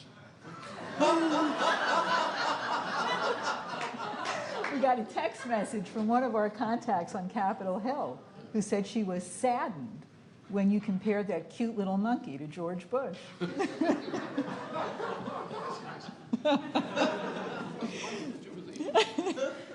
She likes animals. Okay, we have, as one might expect, we have a lot of questions about BAE, and I will pick out some of them and kind of group others together. We also have a lot of questions from people here, and I will get to them. I do just want to get through some of the institutional questions first. Well, I mean, this is a question from the U.S. Senate, from a Democratic member of the U.S. Senate. He says, Mr. LaRouche, the British press coverage of the current BAE story obviously is a reflection of some kind of faction fight within British leading circles. My question to you is, what are the sides in this fight? And given that it is a faction fight, why is it not reflected in the press here? Why has it not emerged as a story in the U.S.? I think that the relevant scoundrels in the British Isles will probably do something horrible to Dick Cheney. Not because they don't like what he was trying to do, but because he failed to do it. The very question is a very significant question. You say, here you have the exposure of the fact that the long-standing ambassador from Saudi Arabia to the United States was a key figure in taking a graft to the tune of about $2 billion, among other things, principally while an ambassador. And that he was also a British agent, functioning under the mask of being something else. And so thus the question is why and how was the secret kept? There was no real secret about this. once we had, you see, this has been known. This question, let me be very blunt without saying too much. This is the question, as I indicated today, which has been on my mind and the mind of a great number of other people since before 9/11. As I said earlier today, this was the question in my mind when I made a public statement, broadcast statement here in the United States, prior to the actual inauguration of George W. Bush in 2001, that the economic situation, the pattern of the economic situation is such that we must expect within the reasonably near future that someone will try to do to the United States what Hermann Goering did to make Hitler a dictator in Germany. And I saw that happen on September 11th, 2001. I saw it. That is not only my thought. That has been the thought of many people. How was it done to us? It was known, for example, that most of the dead bodies that showed up as of evidentiary significance in the wake of 9/11 were of Saudi or related provenance. Somebody set that operation up. Now, Al-Qaeda, does that help us? No, it doesn't. Al-Qaeda was an asset, again, he's a Saudi. He was an asset of George H.W. Bush and the British in the operations and organizing in the Afghanistan war of the 1980s. Osama bin Laden is a key figure who was recruited by these guys out of the Saudis to lead that operation. Al-Qaeda is a product of that operation. It's an operation which was British, American sponsored and Saudi sponsored. The dead bodies which are draped upon the doorsteps as evidence in the wake of the bombing of 9/11 were largely of this provenance. And the question has been in the mind of everyone since that time, knowing how this thing works. Wow, what's the evidence? Well, we got 10 princes dead. It's hard to get them to talk after they're dead. So that's what the issue is here. The issue is that, therefore, don't you think that there has not been a big effort to put a lid on a story as big as this has been inside the U.S. press? Do you think that this story was not available and its significance was not apparent, at least to some degree, to every leading press in the United States? Television, print? Why didn't they report it? It happened. And did this not involve money? Does not everybody know that to run an operation like 9/11 was run, it takes many billions of dollars? It takes complicity of a government or one or two governments? That this is a coup, an attempted coup d'etat, in the same way that Hermann Goering set fire to the Reichstag in order to make Hitler a dictator? And wasn't there an effort on the evening of September 11th, in the evening discussions, to ram through legislation or ram through orders which would establish a dictatorship in the United States? They didn't quite succeed. Almost succeeded, but not quite. Have we not been run and dominated by this ever since then? By the apparatus which was put into effect on the pretext of 9/11? Don't you think that everybody who is cognizant in the United States at any position of power has not had these thoughts repeatedly, persistently over these intervening years? Do you not think that everybody who saw the evidence as it's come out now, who is in an appropriate position of power to understand how these things are done, has not had these thoughts? Do you not think that they were terrified to death, practically, of being involved in exposing this? Right, on the British side. On the British side, there is an angle. And I don't know the answer in the sense of having inside information of that type, but inside information of another type. I've been around for a long time, as some of you know. I've got about as much mileage as most people have. So therefore, I have as much experience as most people have, and I've been a target myself a number of times on how these things work. So there is a crowd which I know in Britain, which has same crowd which is opposed to the global warming swindle of Al Gore and company, which is the same as the Hitler program of eugenics. And these people have been the leaders inside the United Kingdom in organizing things such as you saw on television on this fourth channel in London on exposing scientific exposure of the 9/11 as the global warming as a swindle. It's a complete fraud. There is no scientific evidence which corresponds to any of this. It's all one big damn lie, and only stupid and wishful people believe it. So some people in London, and I know their types, and in Scotland also. This is Scotland. The kilt was invented before toilet paper.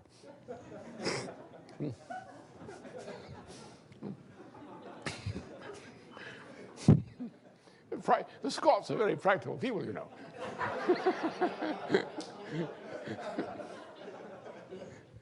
Anyway.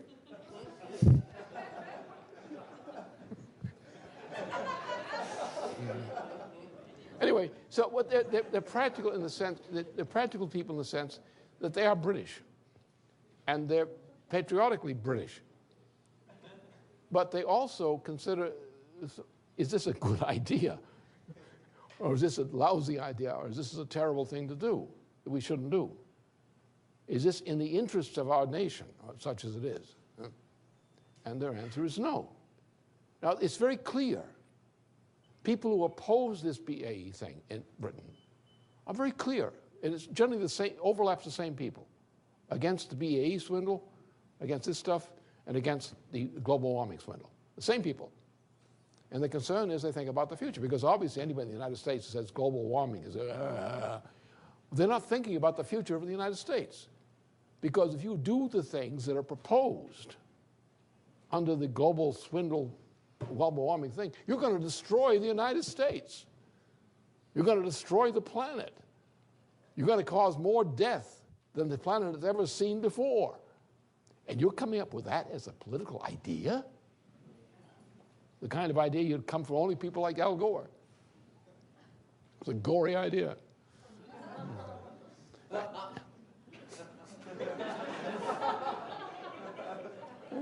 So, you said, yeah, the British system is an evil system. It's an empire.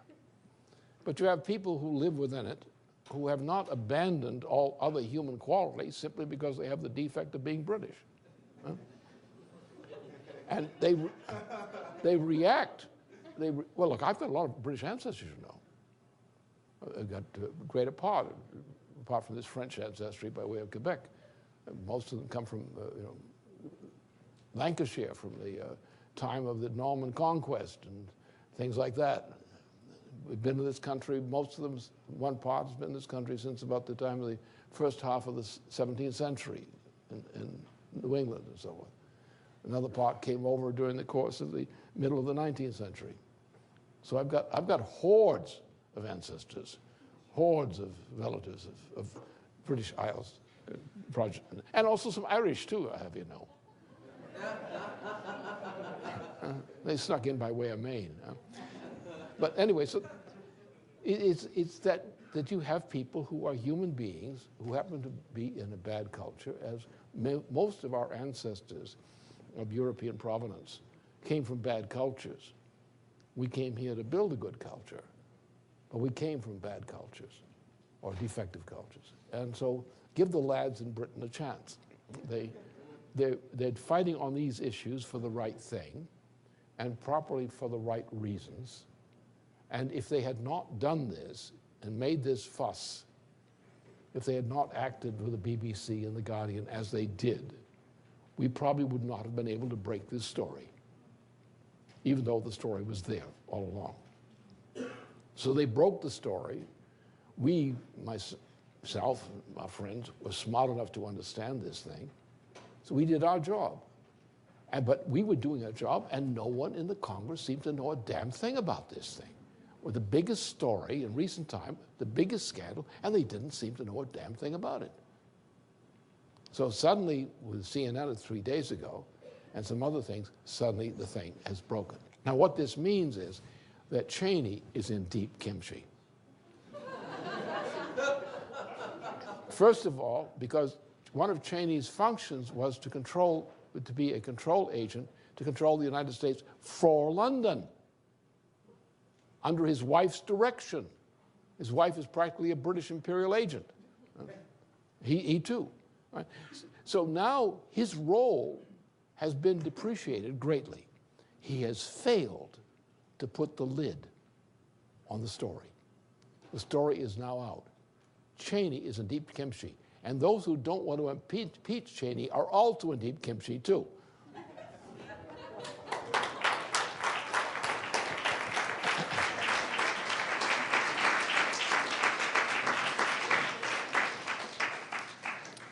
Okay, another BAE question, sort of, from someone with, I suppose, an interest in employment prospects for former heads of state.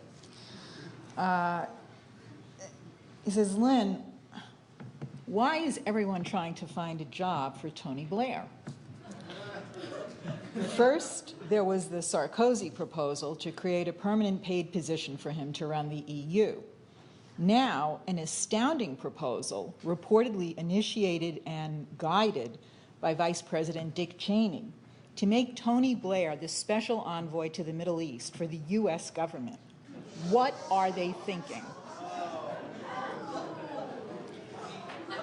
Is this some kind of attempt to buy Blair off in light of the BAE scandal?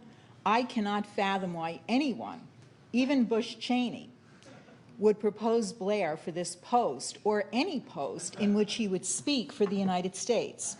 Perhaps you can fathom a reason. I'd like you to comment on it. Well, you have to know that you've got to get the thing right. Blair does not work for Cheney. Cheney works for Blair. Cheney has been, Cheney's wife, what's Cheney? Cheney is a human failure. You know, he complete failure in life. And his wife, who became a British asset and then a British agent in Korea. See, they were out there in Wyoming, and he was the lug from the football team, sitting sullenly admiring the campus queen, who later became his wife. And he went out and he flunked out of college. He couldn't get a decent job. He was a drunk, bad driver, so forth. All these charming qualities. And so she decides that she wants this thing as something on her mantle, you know, as sort of a trophy. The former football lug. And so she was the one who got the leading contacts. She did her work in a British fellow who was actually the spiritual founder of the Fabian Society. And she became an attachment, an American attachment of the British Fabian Society. And like a certain senator from we don't know where, but he's from Connecticut technically, she is a British asset. She played a key part in all his appointments, largely which came from London, including some of the juicy business things he got in the process. It was through her. She is the boss in the family. And as I've said often, I think she locks them up outside at night, except on 2 occasions when she gave birth to daughters. So that she got him the connections. And he is a British asset, typical British asset. And the word is, of course, is that the former Saudi ambassador, Bandar, is also a British agent since the age of 16. So you're dealing with an empire, a British empire. And Blair has to go from the prime ministry. He just is worn out all the rugs to walk on there. And they have various proposals. Sarkozy wants him to be the head of the European Union as a new kind of institution, which is part of a world government of a European continent, that sort of thing. And these other positions. And this is simply the faction which Blair has worked for. Blair, not Bush, not Cheney, orchestrated the war in Iraq. Blair. Huh? The Blair government. The Blair government lied. The Blair government kills. Huh? And the Bush says, yes, sir. So essentially that's the picture. So Cheney is in trouble because he's failed. He's failed to keep the lid on this story. And I don't think Blair's going to make it under these circumstances. Not with this scandal. Because all the bridges can come down with this one. So, and we are not going to be idle in the meantime.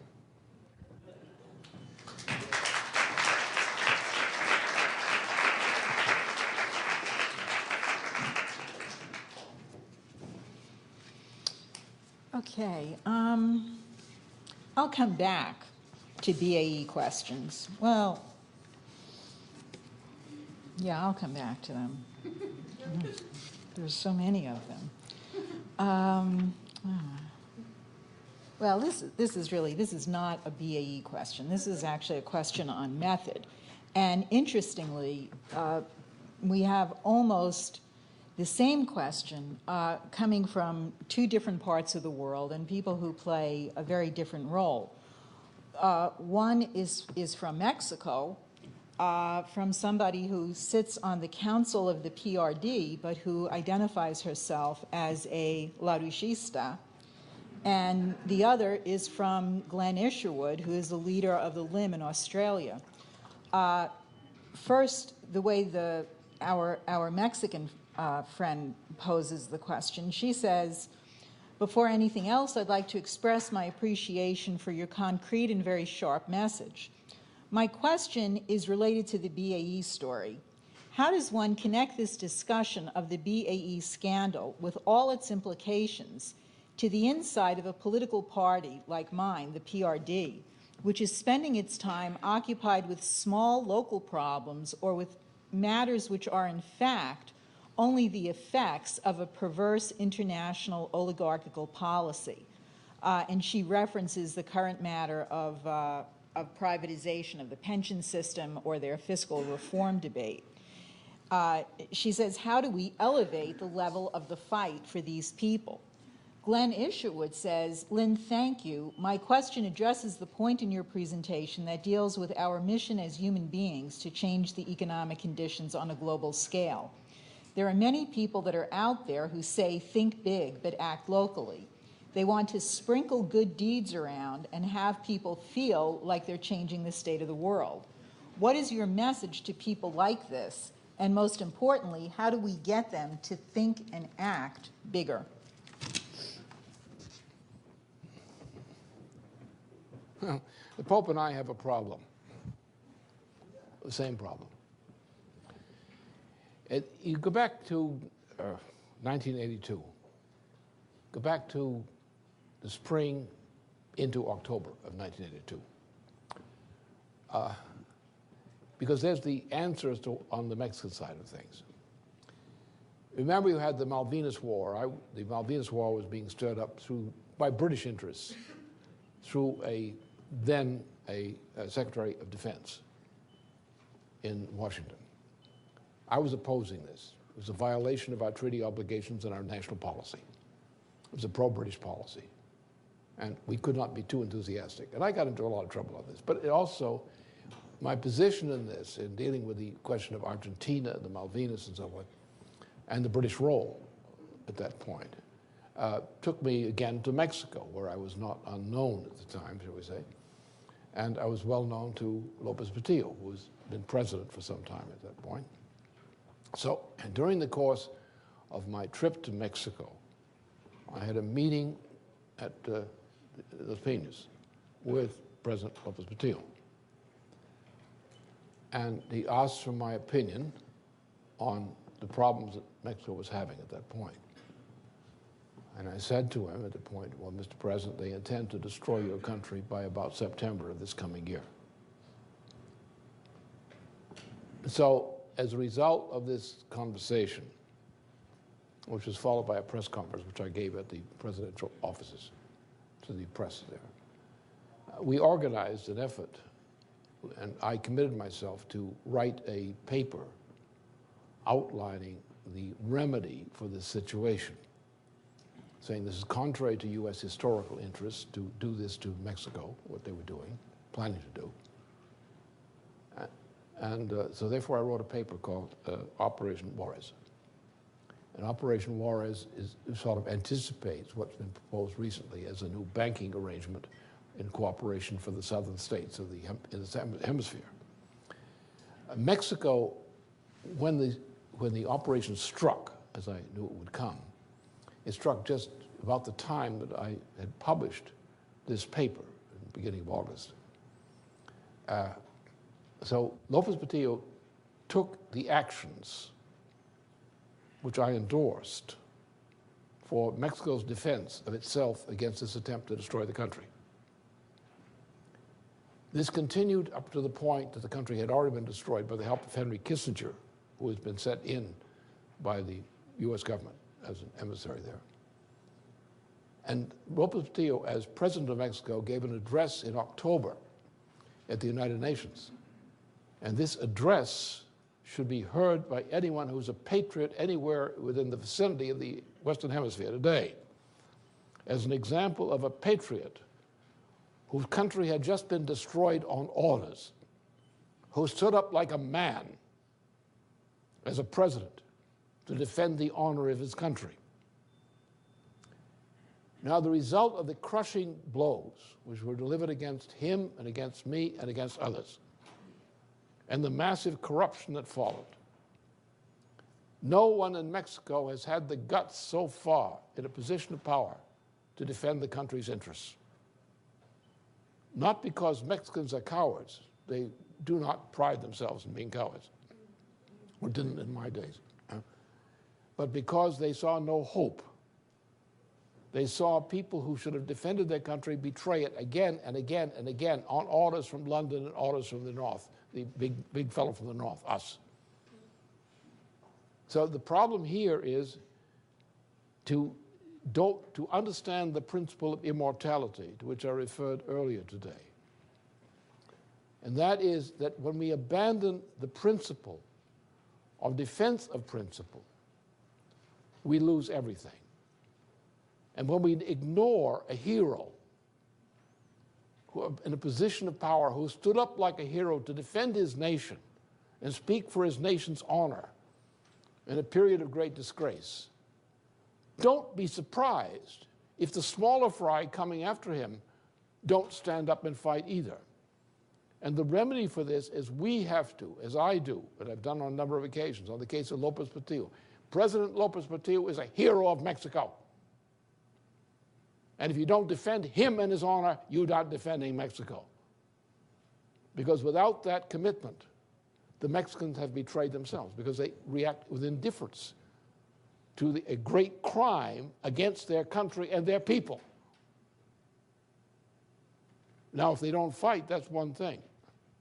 But don't spit upon your heroes. When you spit upon your own nation's heroes, you spit upon yourself, you spit upon your children's future.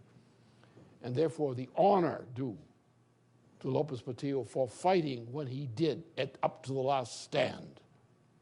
And they intended to kill him, after that. He lived, but they intended to kill him. And they were out to kill his son, too. So that's the kind of situation. If we say that, if we understand that, if we recognize that, Then we give courage to Mexicans. But when they are due to spit upon their own hero, how can they find their honor and the strength to fight for themselves?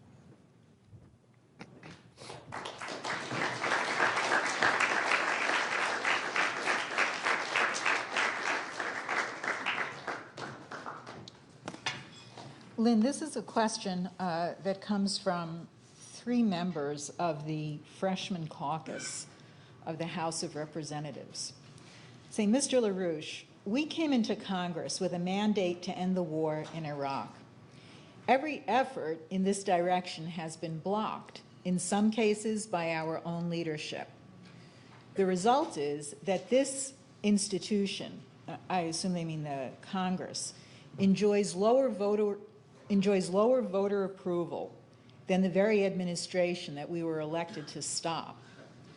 We have been told that while our frustration is understandable, that it would in no way justify renegade actions against the leadership, and that indeed such actions would only serve to strengthen the other side. Our concern is twofold. One is the obvious question of how to get a policy implemented. 2 is the fact that as members of the House, we serve at the pleasure of our constituents, and soon we face an election. We promised to do something that we didn't do. And as such, voters may very well boot us out, just as they did our predecessors. Do you have any advice? Well, you may know some of the ways I think. It's contemptible, isn't it? It's disgusting. Makes you want to vomit. But you're trying to find out who to vomit upon.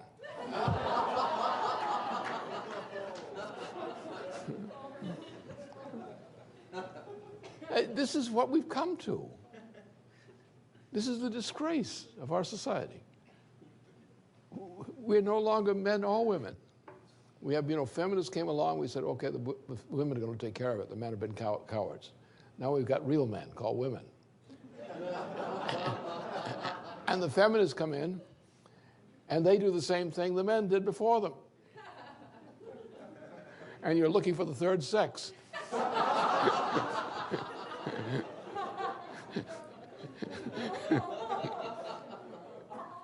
So the point is it's a lack of guts, actually. It's a lack of intellectual integrity, intellectual guts. You've got to realize the extent of the corruption of our culture. Well, see, I'm older. I have the advantage of seeing it at its birth. You came along later. It was already there when you came along. But you have to see the degeneration, the moral degeneration of our culture. You have to see existentialism as corruption. You have to see what is popular culture today as a form of corruption. Because you don't have valid choices of values. You have go along to get along. You have adaptations to popular tastes and popular opinion. You want to have some sexual fun, you have to go out and mix with the right crowd and do the things they like, or they're going to reject you, right? And this shapes the character of people. They go out to be popular, popular, popular. I want to be popular. I say, go out and make a good enemy today.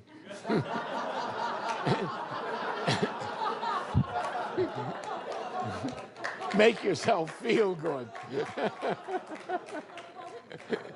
Things are terrible. Why don't you have an enemy?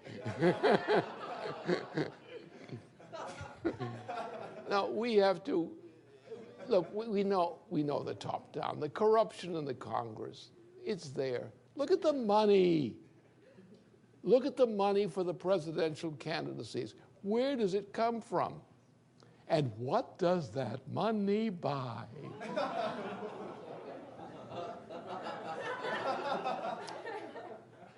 See, the key thing here, I didn't go into it because it's rather longish in going through this kind of thing. I was worried about it. You probably saw it today. It's a long subject, and to get within 3 or 4 hours of this subject is not easy. I tried to do the best I could in the short time. I kept foreshortening this and foreshortening that. you have to, in a sense, understand the principle at stake here. The principle of creativity, the principle of commitment to the future. And you have to understand what was done to us by existentialism. We were brainwashed. When Roosevelt died, there was a sudden change. I was off in Burma at the time the war ended. And I shortly came back from Burma toward India, and I was stationed outside of Calcutta and in Calcutta during the period prior to my return to the United States, where I became involved naturally in the Indian Revolution as a GI. It was where my intelligence training began in doing that. Learned how to run an intelligence operation. So I came back, and the United States had changed. Roosevelt had been dead. He died before I went to Burma. And people had asked me what. I said I was afraid for our country because a great man had been replaced by a very little man. And I was afraid for our country, and I was right. But by the time I got back to the United States had been corrupted. We had a right-wing Congress. Everything was going in the wrong direction. A reign of terror was descending. And guys who had fought on the fronts in wars came back as gutless wonders when threatened by their wives. So we didn't fight. We didn't resist. We had a virtually fascist regime stuck upon us, and we didn't fight. I fought. I couldn't help it. My instinct. I fought. I got into trouble. I fought. I enjoyed fighting because it was good. At least I could feel clean because I was fighting. The tougher the fight got, the better, cleaner I felt. Which sort of, rubbed off in the struggle, should we say. That's the situation that faces us, is a lack of courage. And my concern today, which I expressed today, is if you don't have a sense, if you don't have a well-grounded sense of what is the difference between man and a chimpanzee, if you don't have a sense of what it is to be human, if you don't have a sense of what creativity is, if you don't want to have a sense of what immortality is, real immortality, in terms of the individual human being, how can you be certain that you have a meaning to your life? You might drop dead tomorrow. What's the meaning of your life? Your children all desert you. They become disgusting. What's the meaning of your life?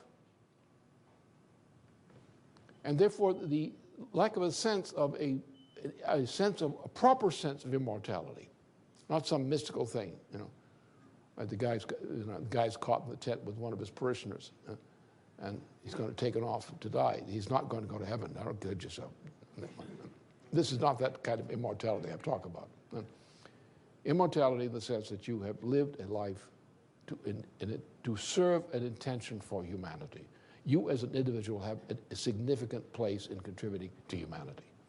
This is the only source of courage.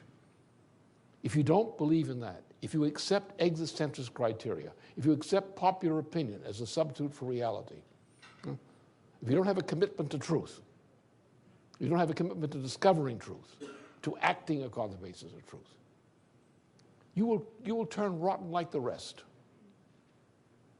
And I saw a lot of my friends turn rotten. And they were your parents and grandparents. So therefore, my message is, the only remedy is, learn the lesson. Don't accept substitutes. If you're not worthy of immortality, you're not going to get it. And if you cannot find your sense of identity in what you contribute to humanity, even if you have to die for the purpose of doing it, you don't have the courage to cope with it. You're not a leader. We have a lot of people out there who would like to be leaders. But those people who would like to be leaders are looking for someone who's a little bit stronger than they are. They want somebody who is a little bit stronger, a little bit more, comes on stronger, who creates an environment where they have the sense of freedom to act, a freedom to show some courage. They want to show courage, but they say, what can we do? What can we do? What am I going to do, stand up and scream? And therefore, you have to have leaders who do what I do. And to do what I do, you have to accept the consequence of getting the kinds of problems I get.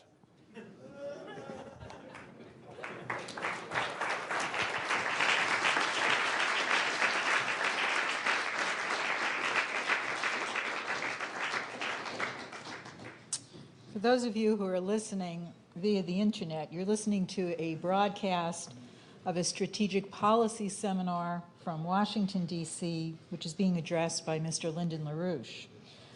Lynn, this is a question from a member of the Palestinian Liberation Organization Negotiation Affairs Department concerning the conditions for viability of a nation in the Middle East. He says, Mr. LaRouche, President Bush has called for a two-state solution in his roadmap proposal, which requires a viable state. And the question of water, which is my area of concern and work, for a nation to be viable, one of the fundamental requirements is water. The lack of water in Gaza and the West Bank is now at a crisis stage. My question to you is, what do the American people understand as the meaning of a viable state? And what do you think about a timetable for all of this, since the roadmap called for the final date to be sometime in 2008? I would suggest that you look at the reactions from around the world to what came up in the discussion, which is a fresh discussion of an old issue, of the Bering Strait land bridge operation. The response in Russia and in Western Europe, as in from Denmark and elsewhere, is significant. When we raise this question, these kinds of projects, or you raise it among Alaskans, who this would mean the future opens up to them. When you raise this question, suddenly their smiles come on their faces. They say, this is great, we want to do it. They look at the history of the United States, this kind of project. They say, we want to do it. Take the water question. Well, we need nuclear fission. You cannot produce large amounts of fresh water at low cost, that is at physical low cost, without resort to fission power. You want to have to end the agricultural policies of the United States as they have now. We used to have a policy of agriculture which was tied into the idea of land management. See, agriculture has two aspects. One aspect is growing food and all the things that do with growing this food and producing it. The other thing is maintaining the land area within which the food growing occurs. Now, for example, forestation. Well, if the area is suitable for forestation, get as many trees as possible, because a tree generally will convert up to 10% of the solar radiation it receives into biomass and lowers the temperature accordingly. If you want to make a better climate, plant more trees and make them grow.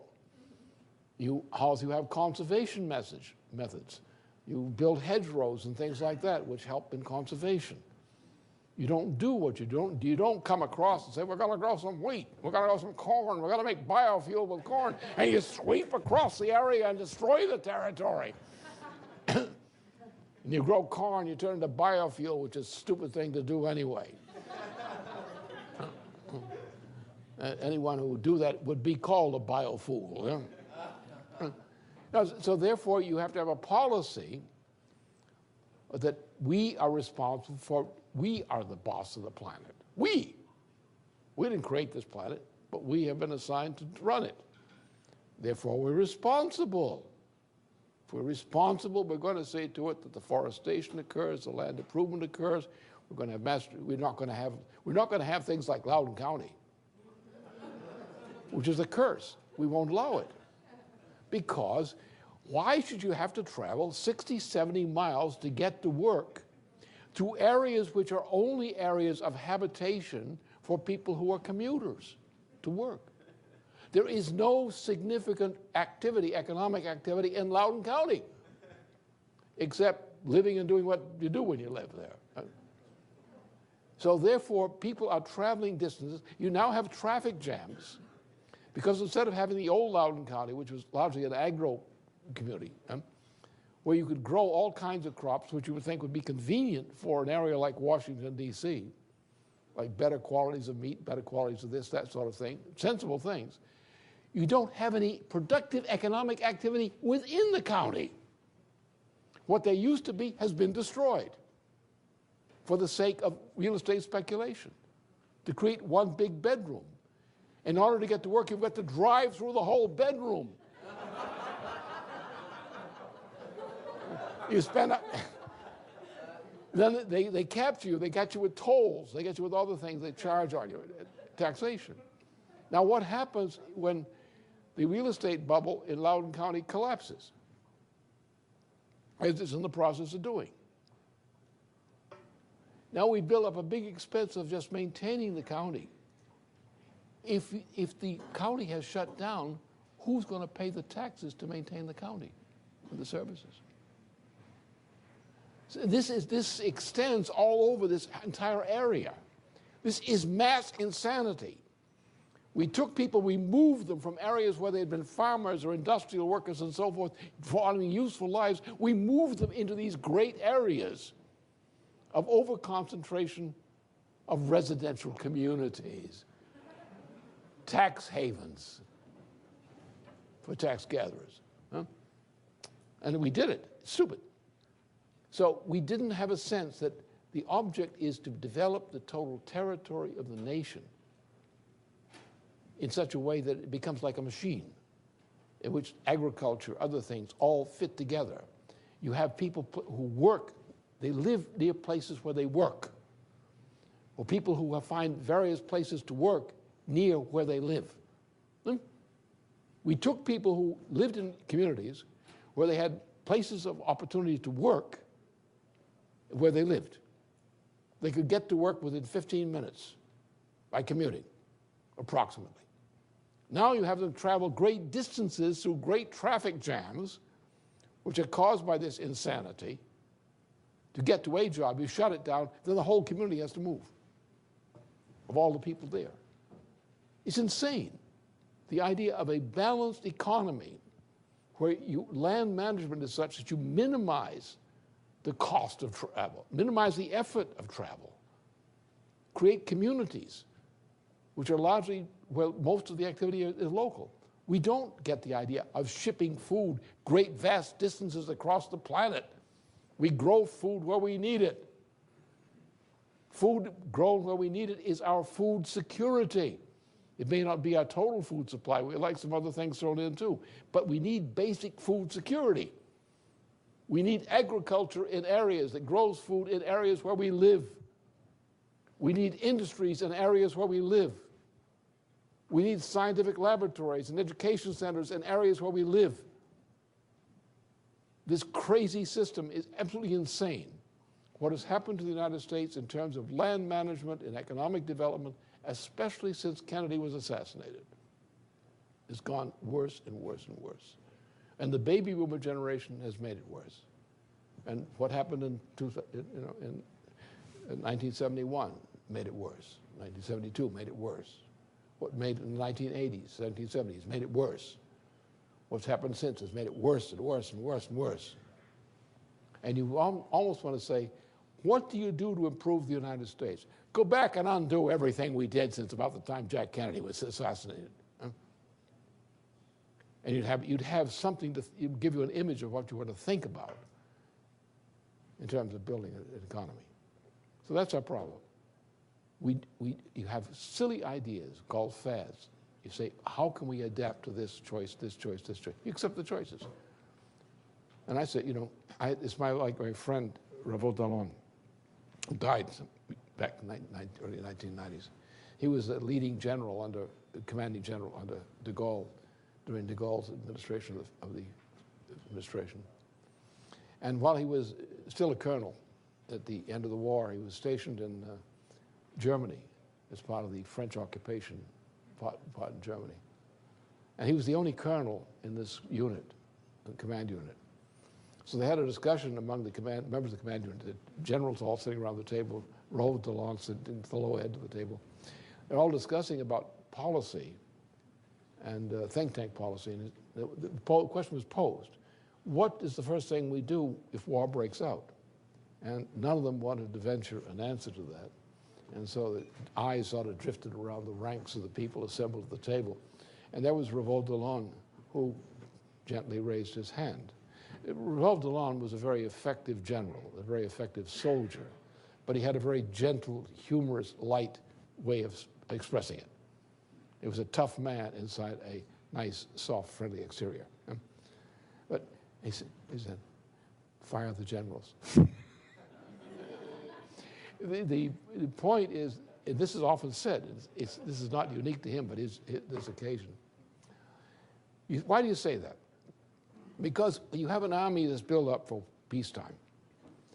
And the peacetime army is conditioned to sitting and running its little operations and doing the things that make it happy, like going out and committing fornication, things like that. But away from the base. So what happens is, you say the army is oriented to the condition to which it's accustomed. The conditions to which it's accustomed are peacetime conditions. They don't think in terms of wartime conditions. And therefore you say, bring on a fresh group who are all ready to go, ready to fire under the new kinds of conditions which exist. And that's the difference. And that's the problem we face here, is in dealing with problems like this. You say, how can you adapt to what we're accustomed to and make a little fix-it within what we're accustomed to without essentially changing anything in principle, like saying the whole thing, this whole thing has been a mess for 20 years, let's undo it and fix it. You don't think that way. So that's the problem. You don't have people who think with a command sense of principle. Sometimes you have to tear the whole thing down and rebuild. Sometimes you have to tear down the slum and rebuild. And we're living in a cultural slum called our present culture. And much of it we're going to have to tear down and rebuild and go back to what we were doing earlier, or some better version of what we were doing earlier.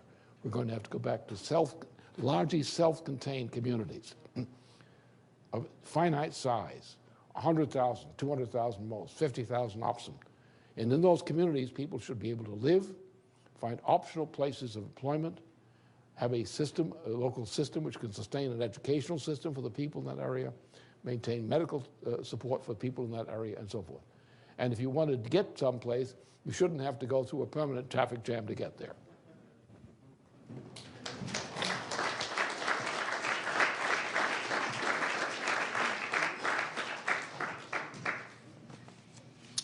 Okay, Lynn, this is a question from a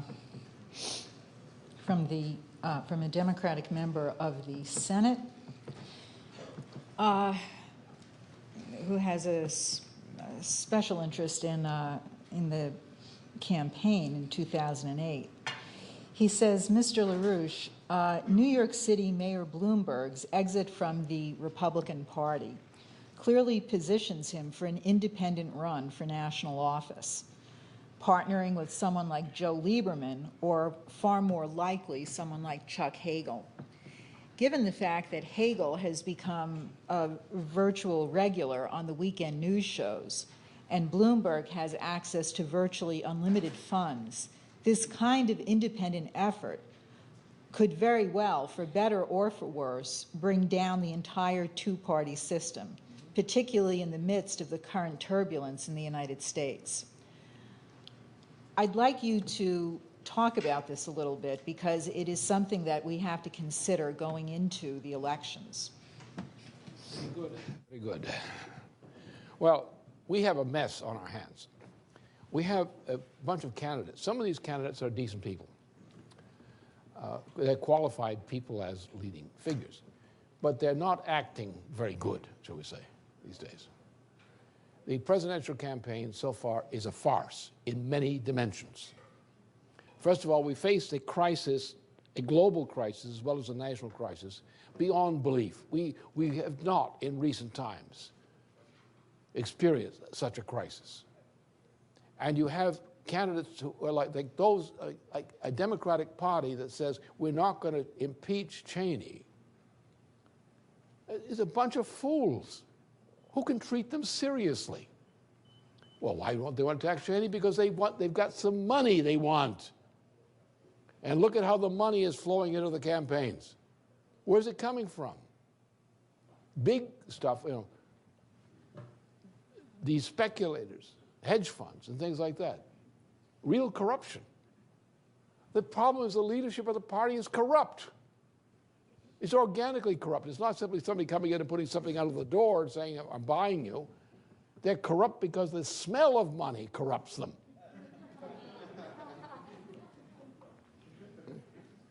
Especially the smell of hedge fund money. Who can get the most money? Who's going to get the most? Well, most money, most money, most money. And they don't have any policy. They don't have any policy that corresponds to the reality of the world which the next president of the United States is going to face, or even the present president of the United States. They are absolutely useless in the way they are campaigning and what they represent. Even though they're not intrinsically useless people. They just decide, it's like the guy who comes out, you know, he reminds me of Sarkozy, recently elected president of France, and the greatest phony in France. Then Sarkozy's a tough guy, got to kill everybody. He's got more cops than exist. And he's going to beat them all up. He meets with President Putin, and he gives a press conference afterward, and the guy breaks down into a giggling session. You'd think he was drunk. He's acting like a fool, a complete fool in public, a gutless wonder.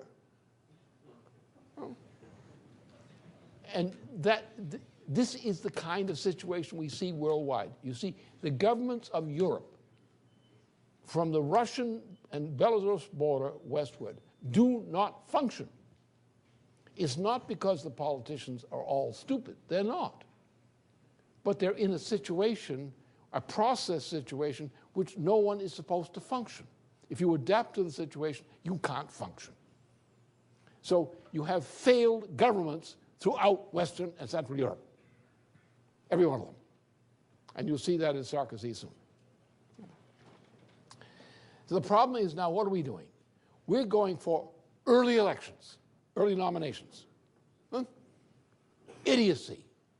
You're going with candidacies which are stupid, which are only running for money, not for any issue, which have no policies relevant to the crises that face the nation now or will face the nation in the year 2009. None. You want to run for elections, you're going to run with a bunch of fools who will be discredited by the time the primary votes are cast, in the primary selection votes, in the majority of them. What is going to then happen? You're going into February and March, early March, by which you have essentially predetermined the slate of selections of candidates for the Republican and Democratic nomination. Then what happens? A wave of disgust overtakes the nation. And every guy who wants to run as an independent can now be a spoiler, like Ross Perot in the next election. So what you have is and these candidates will not be principal candidates. They will be gimmick candidates. Ross Perot would probably be more principled than any of these candidates would be. He was principled in his own way. Is that clear? So therefore, what you're doing is you're creating a chaotic situation. You're throwing the entire U.S. political system into a maelstrom of disgust because no one wants to take up the issues. What's the issue? We are bankrupt. The world is bankrupt. The financial system is bankrupt. We are collapsing physically. We are running out of power. Our medical system is a disgrace, et cetera, et cetera. What are the issues? There has to be a fundamental change in policy away from the policies which this present situation represents.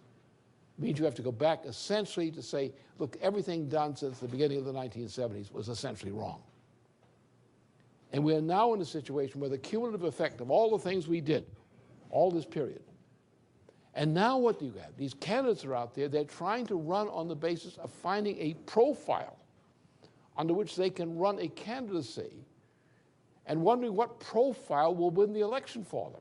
And saying, well, if you're going to be president, you've got to win the votes. And to win the vote, you've got to have the profile that's a winning profile, according to the polls, and according to this, and according to that manipulation, and that stunt, and that stunt. There's no address. You're not mobilizing when you want to get the American people to change the way they behave, which is what you must do now. Because the way the American people have behaved over the course of the past 25 years is what is wrong. If you can't change that, you're not going to save anything. There's no fix-up within the present system if you continue it. Therefore, you've got to come forward with some very fundamental changes in the way we behave, back away from the way we behaved for 25 years, back toward the better way we knew how to behave before. We're not going to do the same thing we did before, but there were mistakes there too. But we can correct the mistakes and bring forth a package of proposals which undo the damage we've done to ourselves for the past quarter century. At the same time, make some changes in what we were doing earlier to fix the problem. I think the only solution is to have a real statesman-like approach for presidency.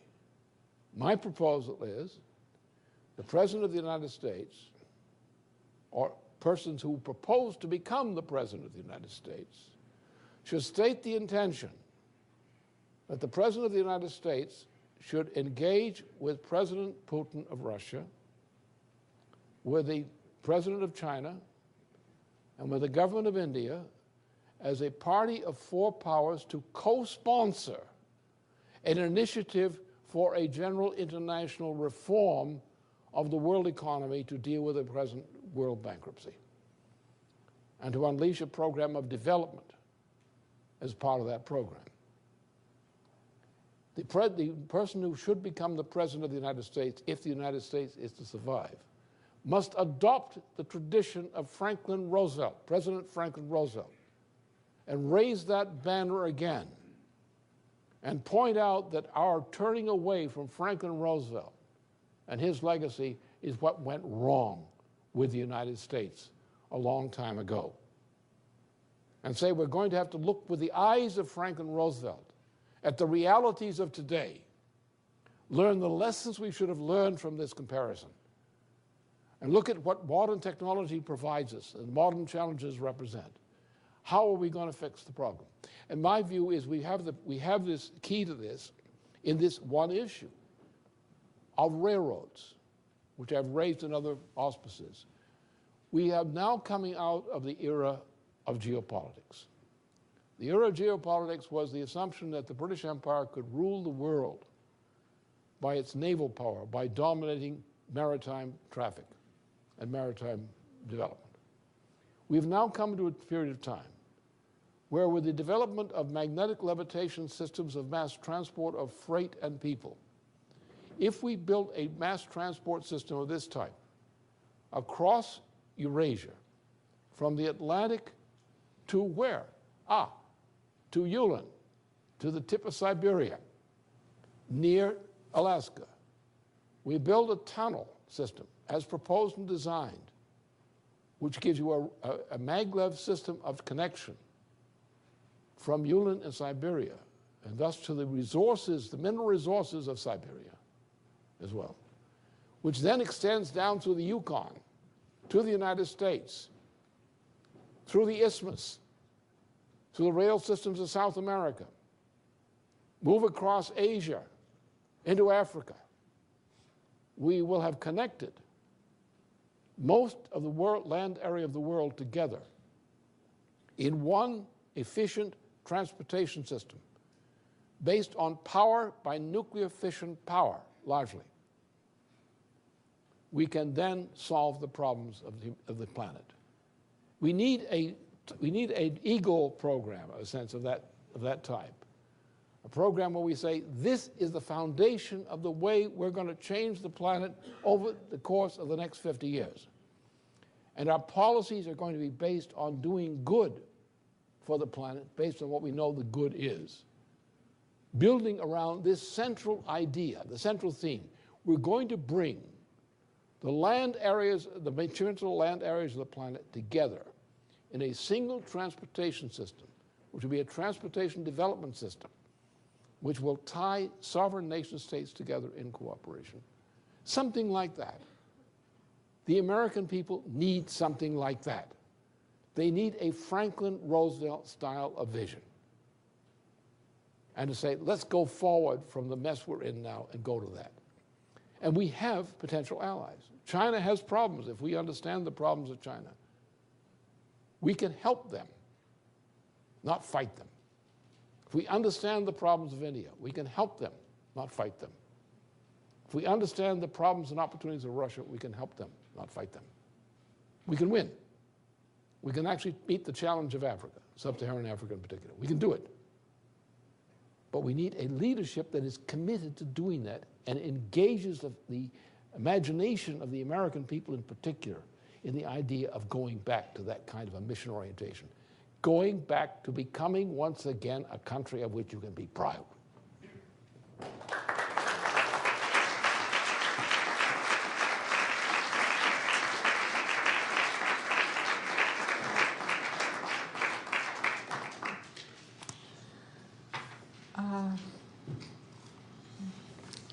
I have a couple of more questions from the Congress, and then I'm going to move to questions from more questions from the LIM. This is also a question from a Senate office, Democratic Senate office, and it is, and my problem is that I can't find the first page of the question. It's a question concerning a proposal that has been brought up by, here it is. Mr. LaRouche, currently there is a proposal to allow sales of arms to Great Britain without the normal licensing agreements. This proposal has been raised by the White House, and President Bush seems to think that he has the power to allow this without congressional authorization. Some members of his own party are alarmed by the implications of this.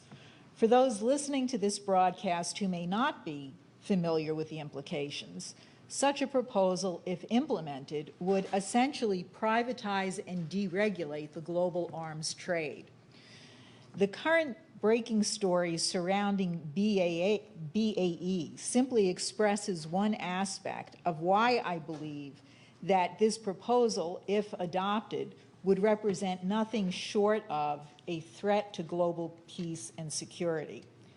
I'd like your view of this, and I'd like you to comment specifically on whether it is your understanding that the President of the United States has the power to do this by virtual diktat, and what you think we in the Senate should do about it. I think you should get rid of the whole bunch of these guys. I don't think these people are capable of being morally improved. I don't think they're capable of any good. No, obviously, you know, the war powers of the United States under the Constitution are that. And therefore, any activity of the United States which pertains to the implication of war or weapons trafficking must be constitutionally seen as a province of the constitutional restriction on the war-making powers of the presidency.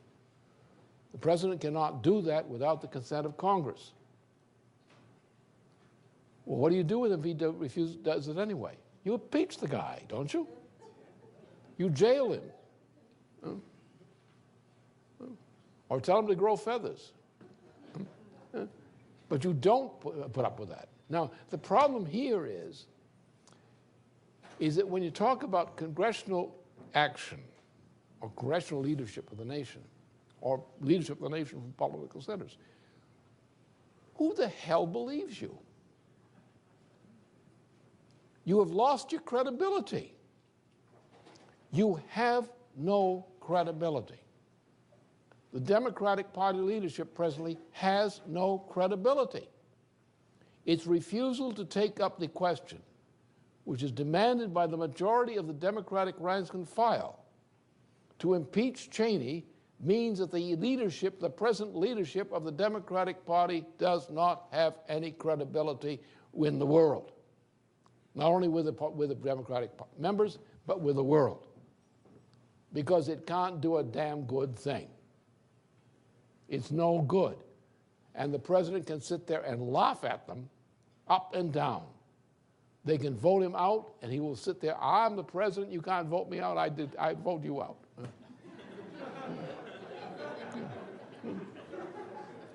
Therefore, how do you exert power without using a gun to do it? You exert power by engaging the support of the mass of the population. And if you turn your back on the people, the way the Democratic Party is turning the back on the Democratic rank and file, how the hell can the Democratic Party do anything? Anyone can laugh at them. Even a poor, silly fool like George W. Bush can laugh at them. But if you want to rule this country, you've got to be with its people. You've got to respond to them. That doesn't mean they're going to accept everything you do. It means they have to look at you as being potent, as meaning something. It's not being a fool, just a big-mouthed fool. So therefore, you want to exert power? Exert power. What's your power?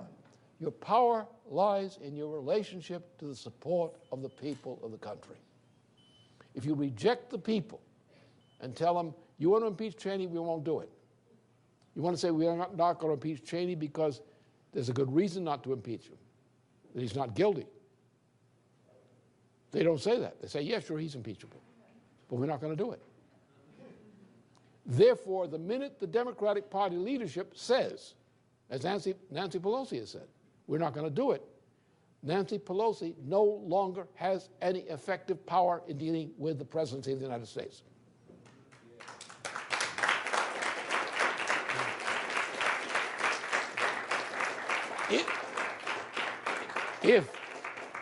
If, on the other hand, the Democratic leadership wished to get Cheney out and had the support of the Democratic voters, it would have the support of a lot of other voters as well, not Democratic, unregistered, underlined, Republican. And the Democratic Party would have very quickly the power to run the president out if they wished to. Then somebody would listen to the leader of the Democratic Party. That's what the problem is. I think Nancy Pelosi should re-examine her priorities.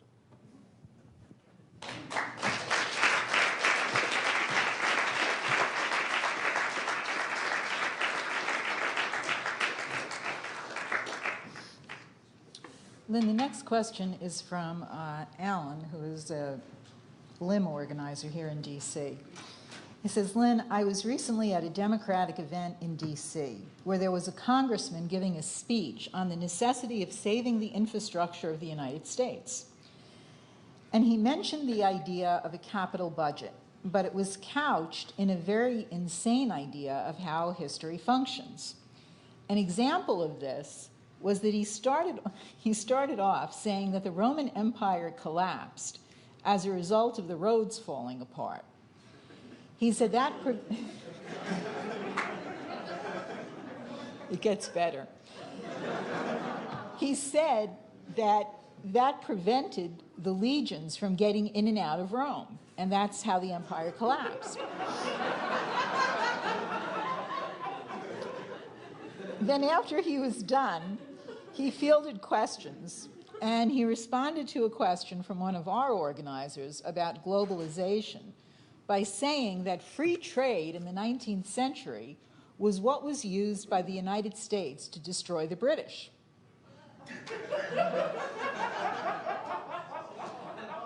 So my question is, with this shaky understanding of history, could the Congress actually come to a competent understanding of a capital budget? And how? Again, it's the same thing. You know,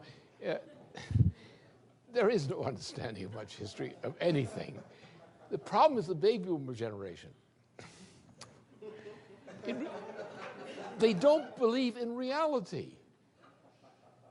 You're dealing with existentialists. You're dealing with, which is the modern form of sophistry in an extreme form. They think of popular opinion. They think of slogans. They think of catchphrases. I mean, the guy's lying. Obviously lying. He talks about roads. He doesn't know what he's talking about. And he knows he doesn't know what he's talking about. He doesn't know anything about free trade, and he knows it. But someone in his advisors says, use this phrase, and use this phrase. He uses it. He doesn't know what he's talking about. He doesn't care. He doesn't care what the truth is. I mean, some of you should know. I mean, there is a sense in yourself, a sense of the authority of speaking the truth. Now, sometimes you may be wrong about what you conclude, but at least your approach is the intention to be truthful. And it never is negligence. You never say something because you just want to say something. If you say something and you stand by it, you must mean it. You may be wrong, but you can be corrected. But you have to mean it. You can't bullshit like that. But baby boomers do. Baby boomers will say anything they want to say to get you off their back. They don't care what lies, what nonsense, what fairy tales they invent. They'll tell you that, and they'll tell you with authority. And their friends will say, yes, and he's right about that.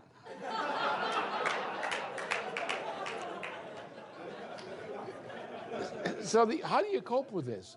What you have to do is you have to go out to people. And there are some people in this country who are not baby boomers. You may have noticed. And you have to get people to understand a sense that they are truthful. See, the problem is with the educational system, with the whole information system now, is people don't know what the truth is. So therefore, you have to have a society for the promotion of locating the truth. And our educational systems don't do it. Our mass information systems don't do that. So how do you do that? Well, you organize around scientific method. You get to the basement of truth.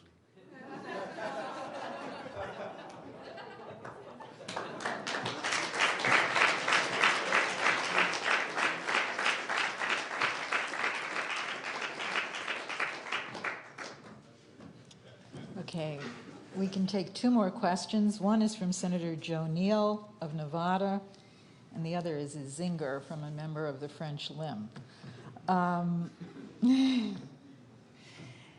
Senator Neal says, Lynn, based on this recent blockbuster story that you've released on Cheney, Prince Bandar, and the British, my question is, given that the British have depended on us to save their butts on more than one occasion in the recent past, what exactly do they have to gain by destroying the United States?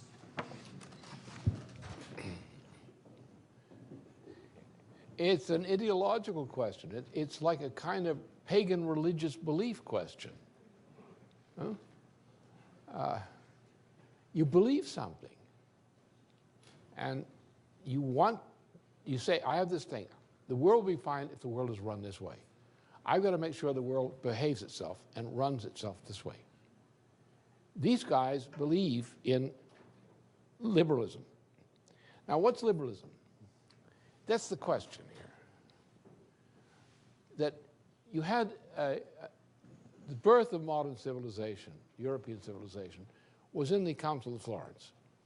And it took the form of the emergence of states such as Louis XI's France and Henry VII's England and so forth. And there was a countermeasure from the Habsburgs and similar kinds of people who represented the old Venetian interests. And Europe was dissolved into religious warfare. The religious warfare took two phases. The first phase was launched by the Habsburgs as such, who started the religious war in 1492 with the expulsion of the Jews, which was the beginning of religious warfare with the Inquisition. And then this went through a phase. The Inquisition wasn't working out too well. So you had a new phase of the Inquisition, which was started by a Venetian by the name of Paolo Sarpi. And Paolo Sarpi went from a strict medieval code to a code which is based on the indifferentist code of Ockham, William of Ockham. And this William of Ockham was a fantasist, so that who actually believed in something like gambling. And what became known as liberalism was a result of this. For example, take the case of economics. You have people like Adam Smith and company. Their argument was essentially an argument based on that of Galileo, that there is no principle which governs truth or lack of truth in economics, or in finance, for example. That the universe is organized, in effect, by little green men who are under the floorboards of reality, and they're casting dice. And what happens to you living above the boards depends upon how the vote comes out on the casting of dice. If the dice come up one way, you get this kind of a future. And that's the way people look at business. It's the way they look at the economy today. This is the so-called free trade system. It's a gambling system invented actually by Galileo, who was the first one to take up the idea of systematizing mathematically gambling principles. So we are running on a gambler society. Now, in this, you say, well, why do you say that? And they say, oh, mystery. And if you read the writings of all of the leading economists, Bernard Mandeville or Adam Smith, who's a plagiarist of this thing, read all of them.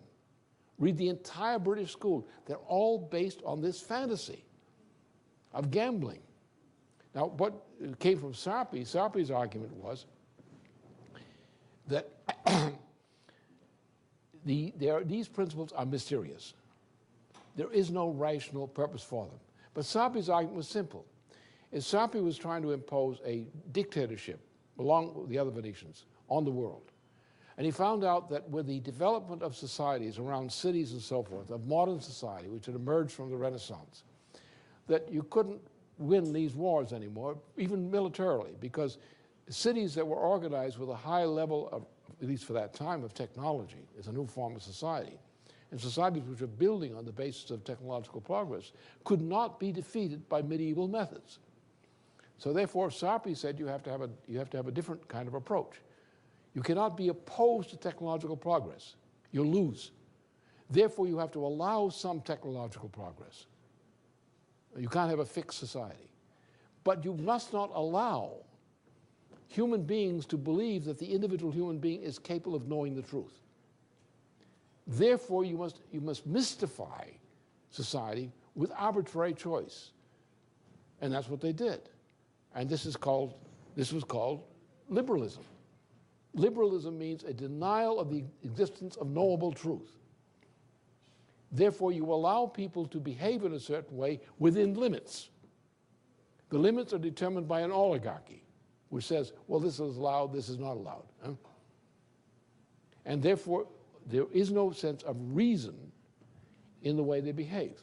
So now when you're dealing with the British system, and you're thinking about systemic liberalism as a philosophy, and think of the extent of it in the United States, think of it in the terms of Hollywood culture, think in terms of all the different kinds of culture that affect the people of the United States and Europe.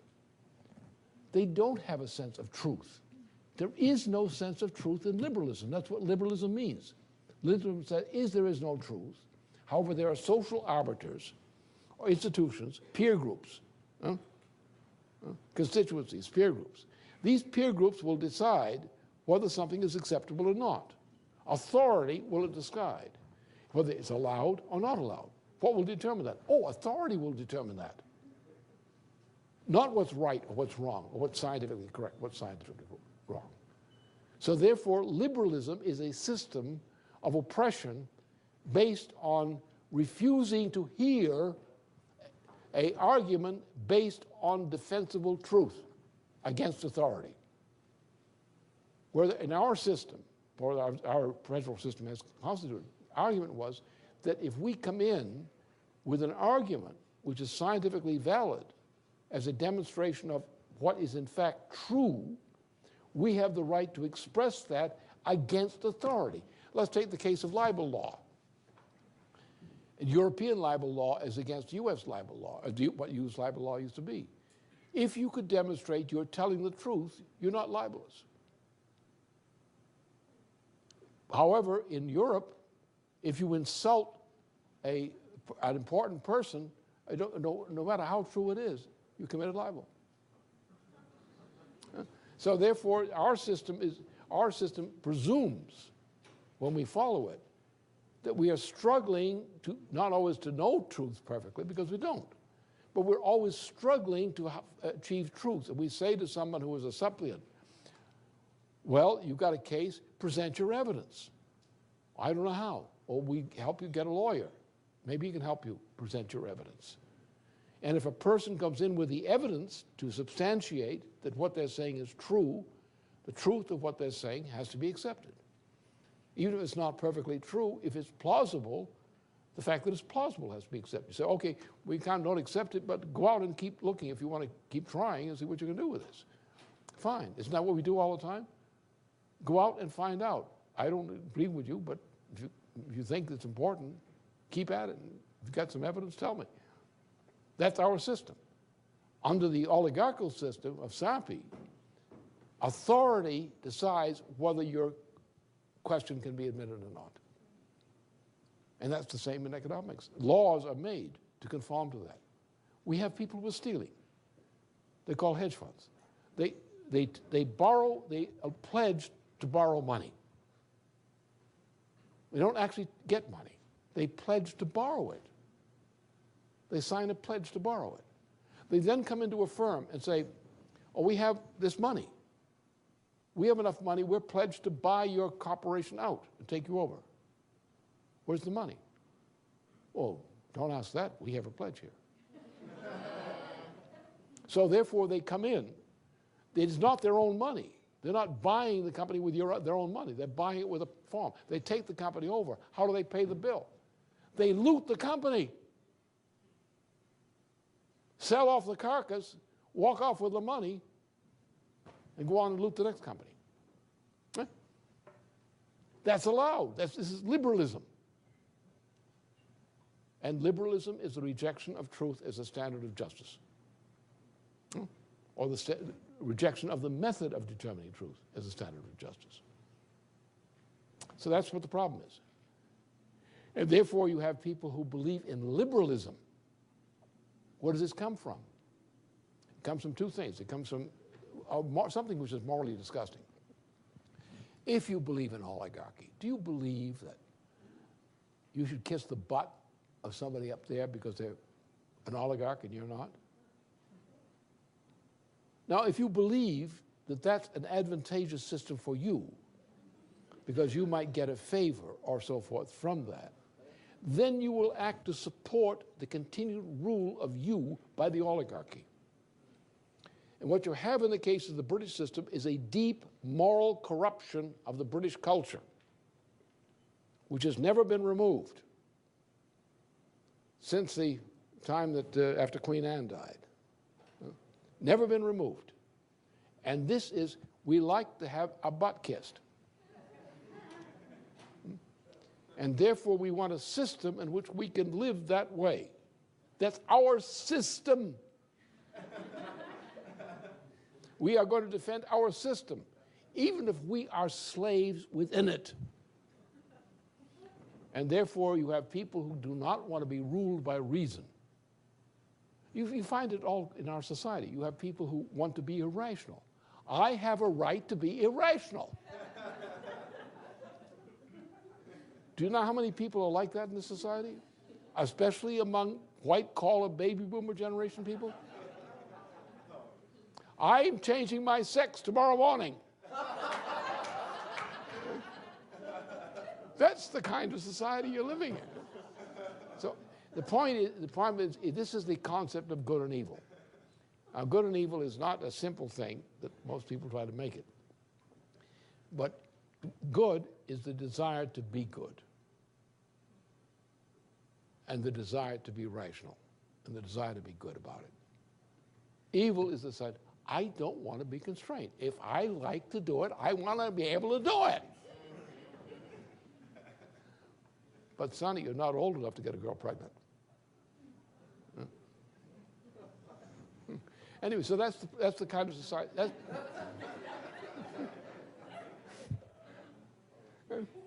But that's the kind of society you're living in. This is an existential society you're dealing with.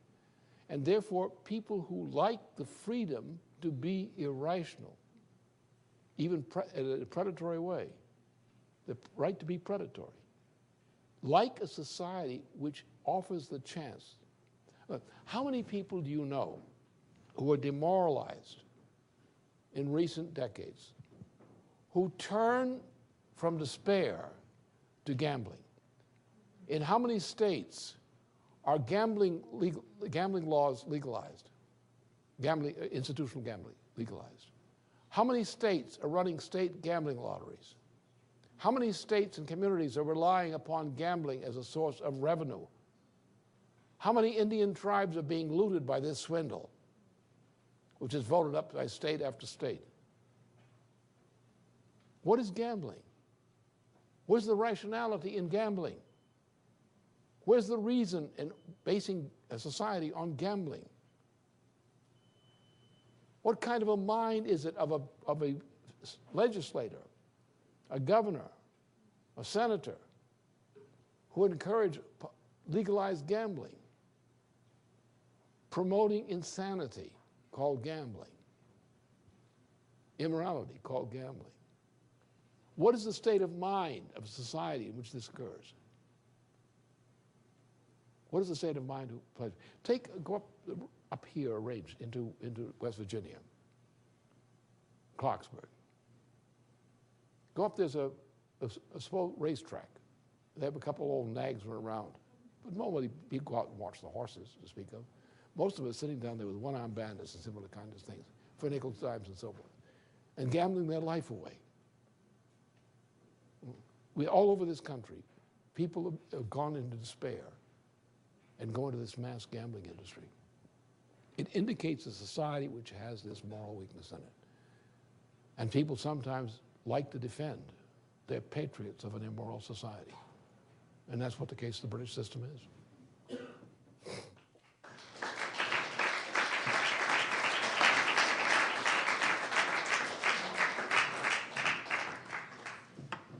This will be the last question that we have time for.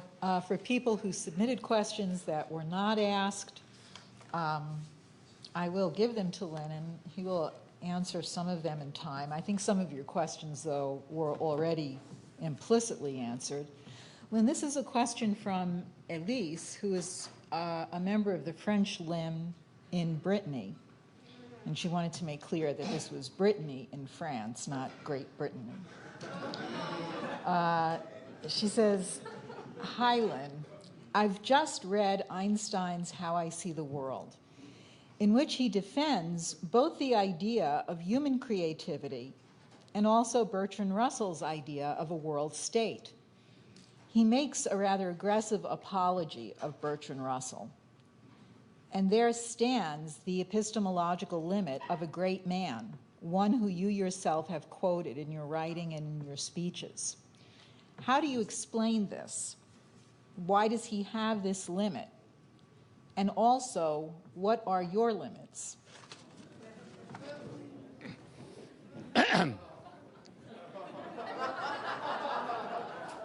I have not come to the point that I accept any limits.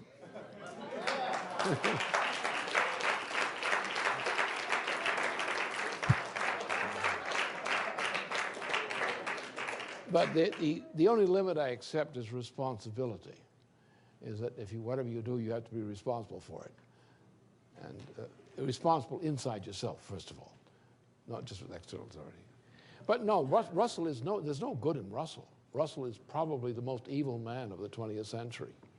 He's the standard. He makes Satan blushes when Russell's name is mentioned. It is a man who hated creativity. Nothing Russell ever did expressed creativity. So how can he be for creativity when he's against it? Russell hated it. What Russell wrote, Russell is, among other things, a liar, so that helps to understand how he did what he did.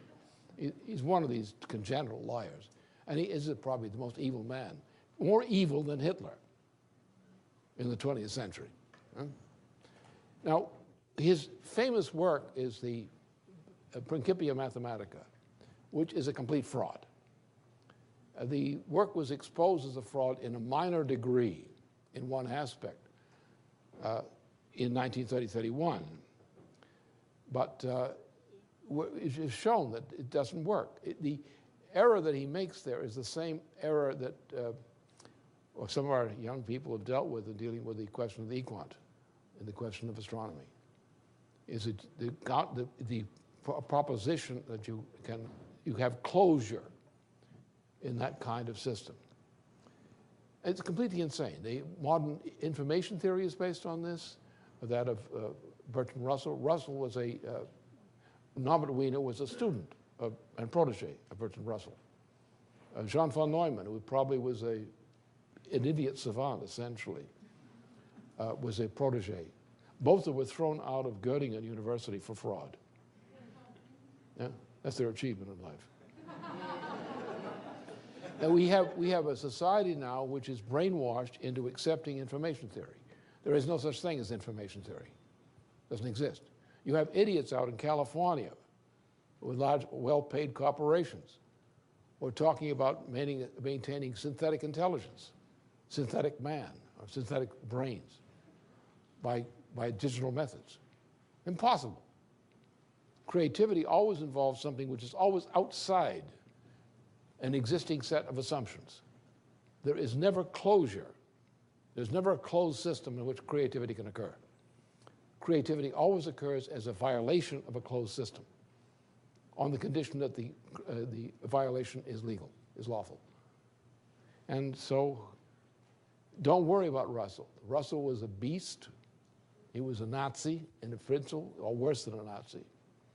He was the man who was the author of nuclear warfare. He was the one who promoted the policy of preventive nuclear warfare against the Soviet Union back in 1946, actually in 1945, but publicly in 1946. And he never apologized for it. He always defended it. His aim was world government, world tyranny, world dictatorship. He and his friend H.G. Wells were of the same tenor. That every degenerate, every worst case of degeneracy in all British culture is summarized and compacted expression in the work of Bertrand Russell. There's no damn good in that man, dead or alive.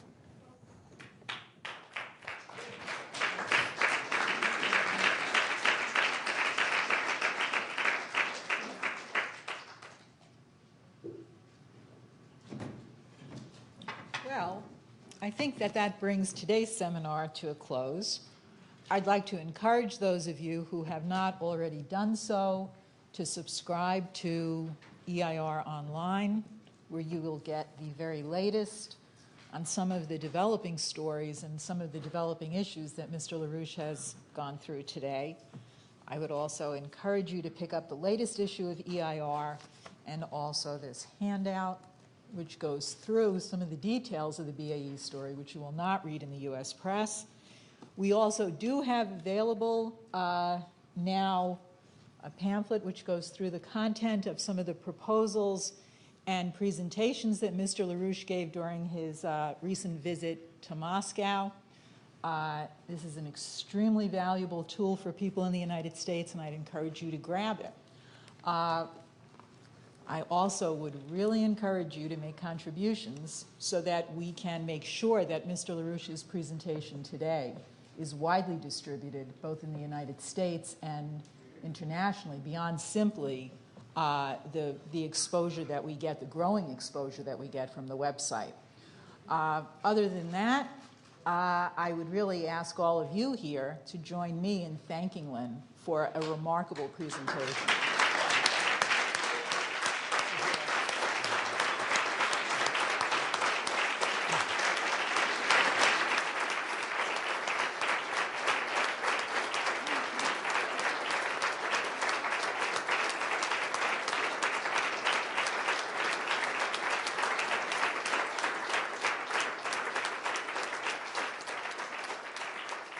An onrushing collapse of the system is now in process.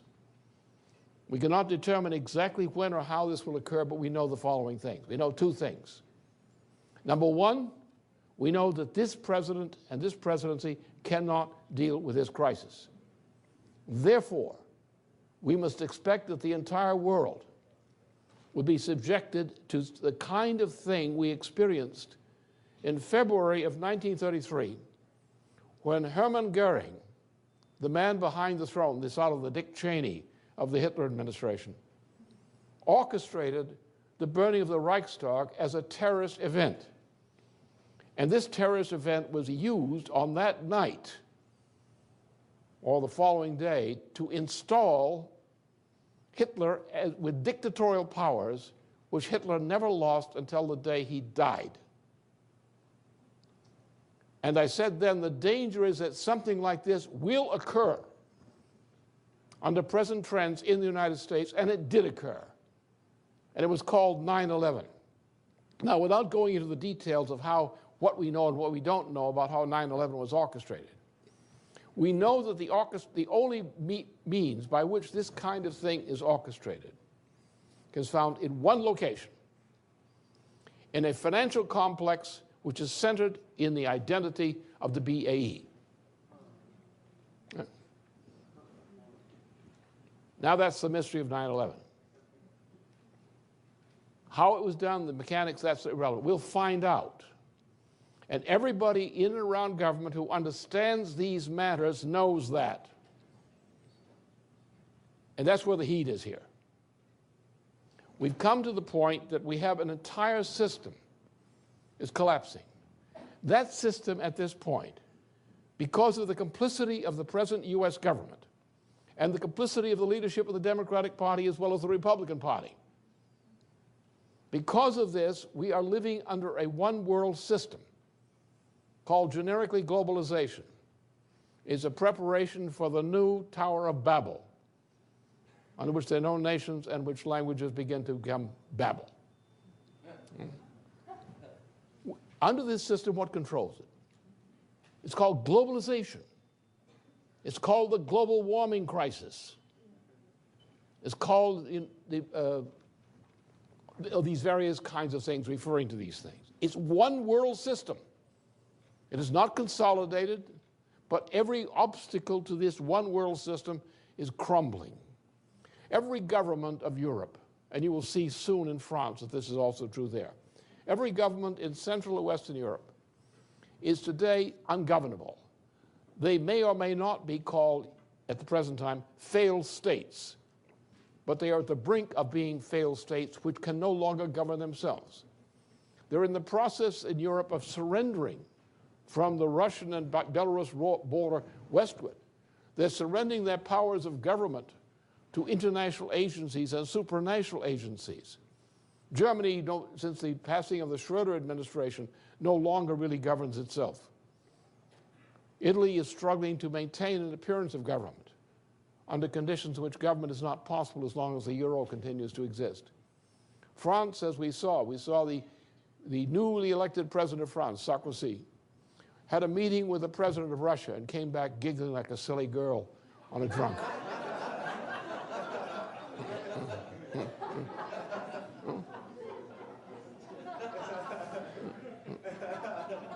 You're in this kind of world. Now, there are other characteristics of this world. We have entered into a period of generalized warfare. Now, this did not start now. What we're seeing now is the culmination of a process which has been going on actually since the time that Kennedy was shot. Since the time that Kennedy was shot, there's been a change in world politics, a change in direction of world politics, which was signaled soon by the launching of the U.S. war in Indochina. And that led into what became 1968, which was a general breakup of the Democratic Party. And you had a new kind of government under party since then. The lower 80% of the U.S. population, the adult population, which had a dominant influence under Roosevelt and continued to have a strong influence in the United States until that point, began to lose its power. The upper 20% of family income brackets are the ones who control politics today. And the upper 20% that control politics today are controlled by an upper 3% that control the greatest concentration of money that we've ever seen percent-wise in world history. We live under a dictatorship.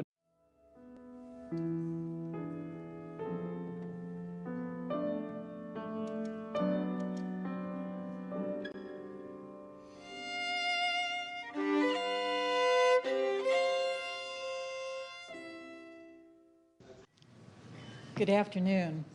On behalf of the LaRouche Political Action Committee, I'd like to welcome all of you here today. My name is Deborah Freeman. I'm Mr. LaRouche's spokeswoman here in Washington and nationally.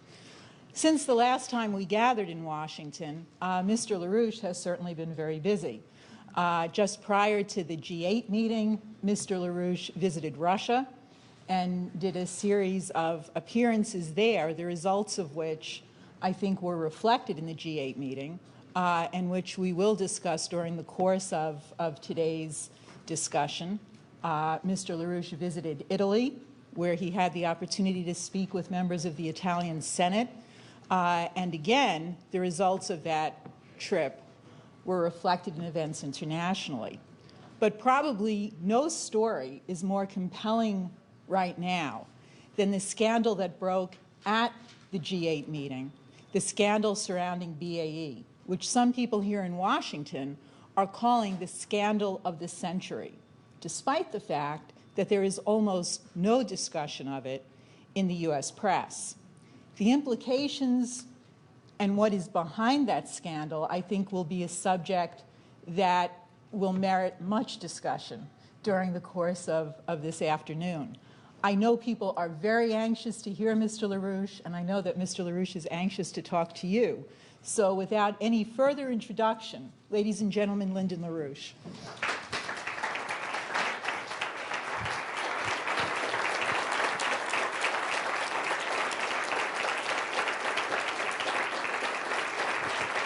Thank you.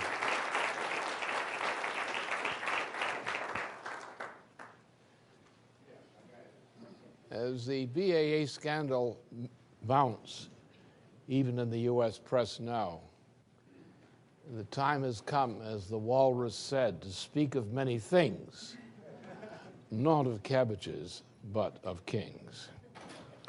And what I'm going to do today corresponds to the reality of the occasion, that things which I have said in other locations earlier, as in classes and various programs, will be reflected here, but they have not been presented in this way before an audience of this type, an international audience of this type. So this is going to strain some of you a bit, because we're dealing with areas in which the problems that confront mankind are mankind's acceptance of certain things as being assumably true, almost self-evident, and confining what they think is possible to what they consider to be self-evidently true. And suddenly, what they consider to be self-evidently true is no longer true, and really never was. But its truth has caught up with them. We have come to the end of a period of history. The BAE crisis expresses that, reflects that, does not embody it, but expresses it symptomatically. Now, we've come to the point, therefore, that where people have ordinarily operated, especially in the present generations, on the assumption that some things were self-evident, that you would start from agreement to self-evident things that almost everybody considered educated or influential believed. And that these things would persist and go on forever, more or less. And therefore, we need not worry about the need to make sudden, deep-going changes in current policy. We merely had to adapt to variations in terms of a current trend. It's like the people who believe in the principles of Euclidean geometry. And Euclidean geometry was, from the beginning, a farce. In fact, it was a fraud, which many people have believed ever since. It's like modern Cartesian thinking. Most thinking about economics today among professional economists involves a more or less insane version of Cartesian thinking. That is a mechanistic statistical thinking where you start from certain statistical assumptions and project these out and say, what date is the crash coming, or what date is this going to happen, or what date is that going to happen? And society doesn't function like that. But people believe that. As a matter of fact, the great danger of a financial crash today is that most people in what they call economics believe actually not in economics, they believe in gambling. It's called the financial system. It's a gamble to work and say, we're not going to let you have that power. We're going to stop you now.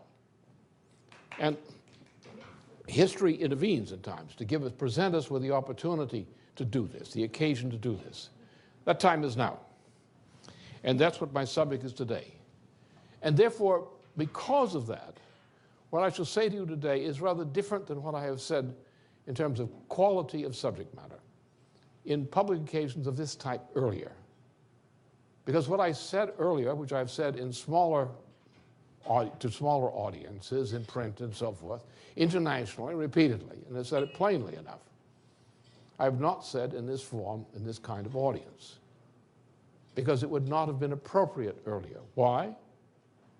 Because the public was not scared enough and not shocked enough to realize that changes had to be made.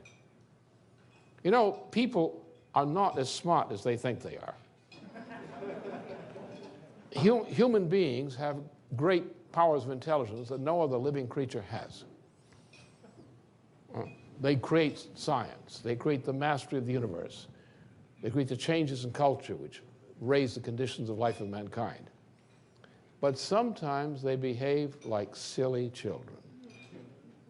And the more adult and the more adulterated they become,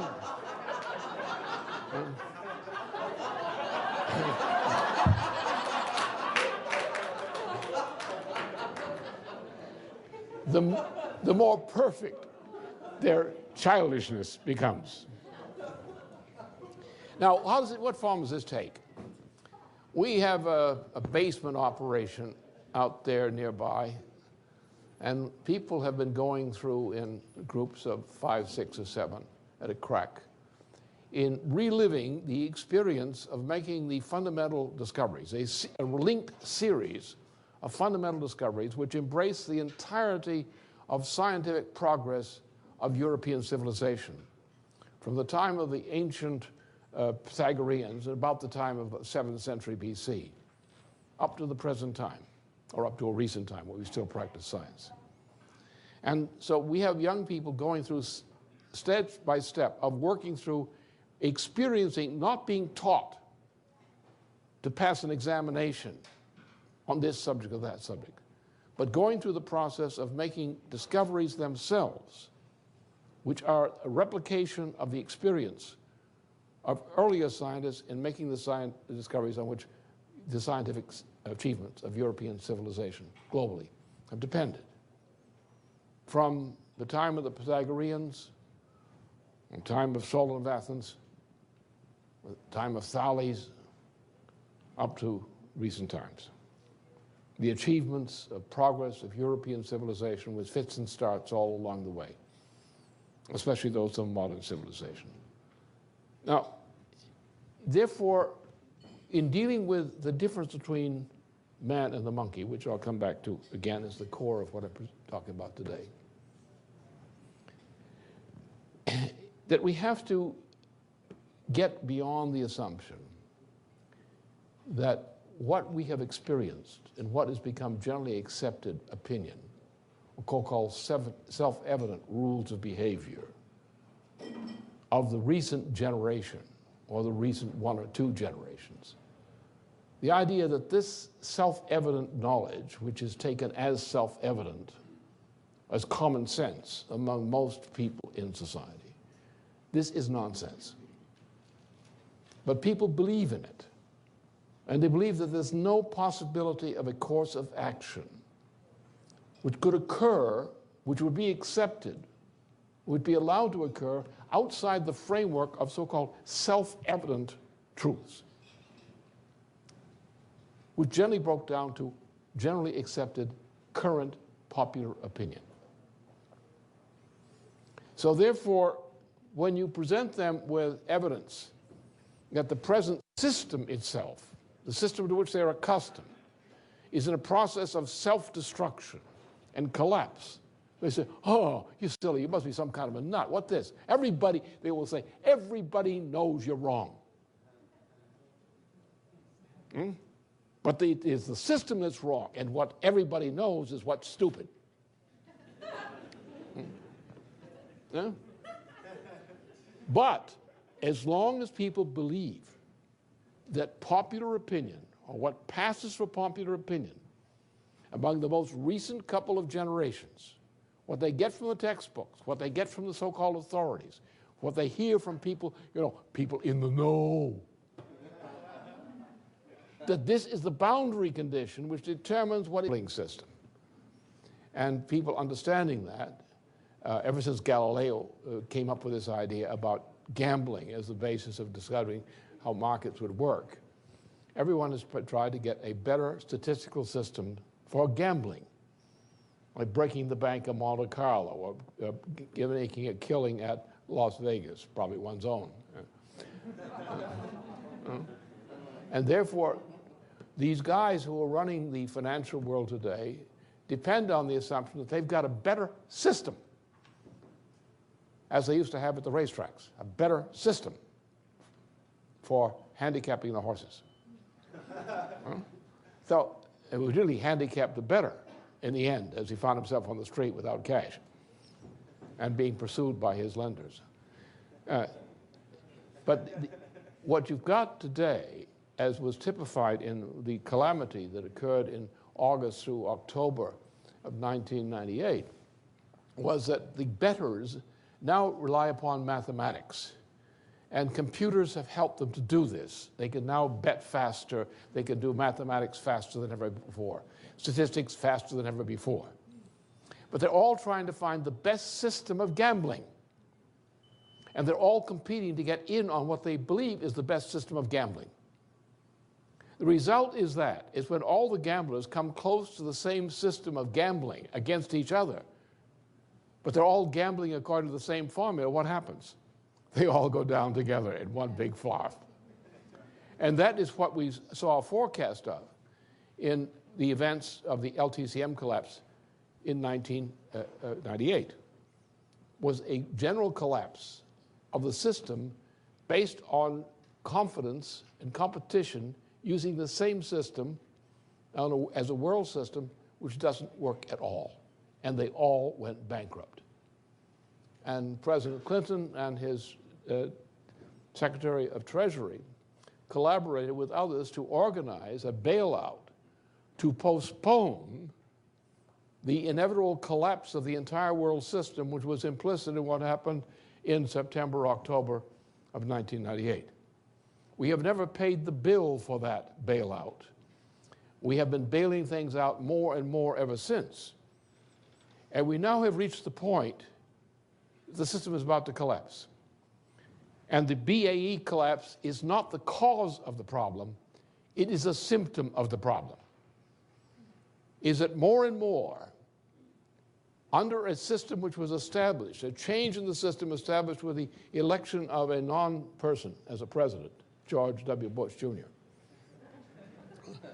under his chimpanzee keeper, the vice president, that the world was being run more and more by what is behind the BAE. The BAE is actually better known as the British Empire. Some people call it the Brutish Empire. Now, not all the people in England are guilty of this. Many of them, even who they are Brits or who believe in the imperial system or the British Empire or whatever, think that what is being done now by BAE is insane. They think that other things are insane. They know that the idea of the world global warming swindle is a hoax. They know that. They know it's totally unscientific and could not be sold into a society in which science was still known as a subject for most people of that generation. And therefore, not because they are anti-British, but because they know that the system which is being run by the Blair government and its associates in the British system, being run by Blair's friend Cheney and others, that this system is clinically insane.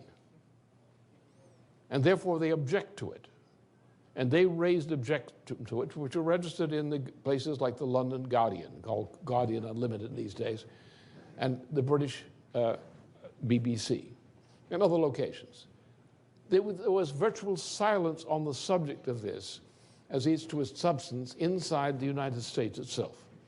It was only in the past 3 days that there has been any appearance in the major British English-speaking American press of anything even hinting at what has been the ongoing reality of this Bush administration since before the president was sworn in 2001. The world has been living under a system which is the 9/11 system, which already existed, as I warned, at the beginning of 2001, before President George W. Bush was inaugurated for the first time, where I said, the world system has reached a point that in which the lower 80%, the conditions of life in our own country are that nature. And the Democratic Party reflects that. It no longer responds to its own political base. The Republican Party is, in a sense, breaking up because it cannot accept the Bush administration and what it represents. And it's looking for a new destiny, either in one of several directions, and there may be an upheaval. You have candidates, including presidential candidates of the Democratic Party, for whom I have personal respect as individuals, intellectually. But their performance as candidates so far is no less than disgusting, especially given the real conditions. You have a majority of the Democratic Party base is calling for the impeachment of Cheney suddenly. They want a sudden impeachment, not a long process. And that could be arranged for them. You could go walk to Cheney with the right message and you say, "Dear Dick,"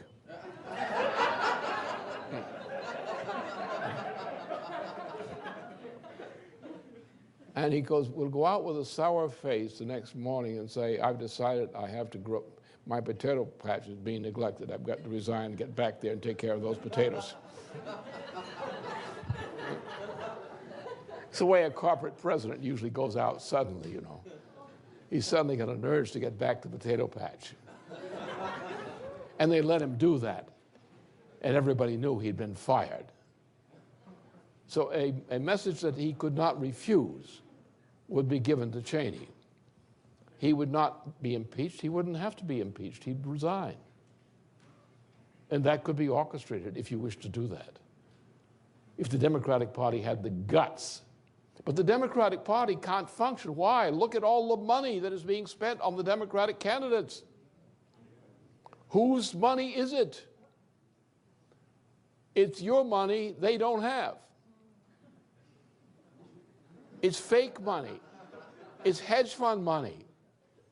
It's borrowing against banks and other institutions to create a massive credit, which is fake credit. It's a promissory note, to go out into the world and say, we're going to buy this, we're going to buy that, we're going to buy that.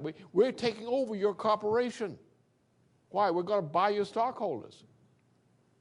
And therefore, you can't prevent us from taking over your stockholders. We have a massive money that says we can buy your stockholders. Therefore, we own your corporation. Turn it over, buddy. Turn it over, buddy. They don't have real assets there. These are fake, inflated assets. largely artificial. And they move in as these hedge funds, and they take over. Well, what's the center of this thing? The center of this is the Cayman Islands, the British monarchy's Cayman Islands, and similar locations run by the same organization, the British Empire, in its modern form, which is expressed by BAE. And a few $100 billion, which are associated with BAE-related operations, now become multiplied by these kinds of markets into a gigantic fund which controls and financing many of the operations of the world which controlled. And look at the contributions to the Democratic Party candidates, the Republican candidates for president. Look at the composition of the funding of these candidacies.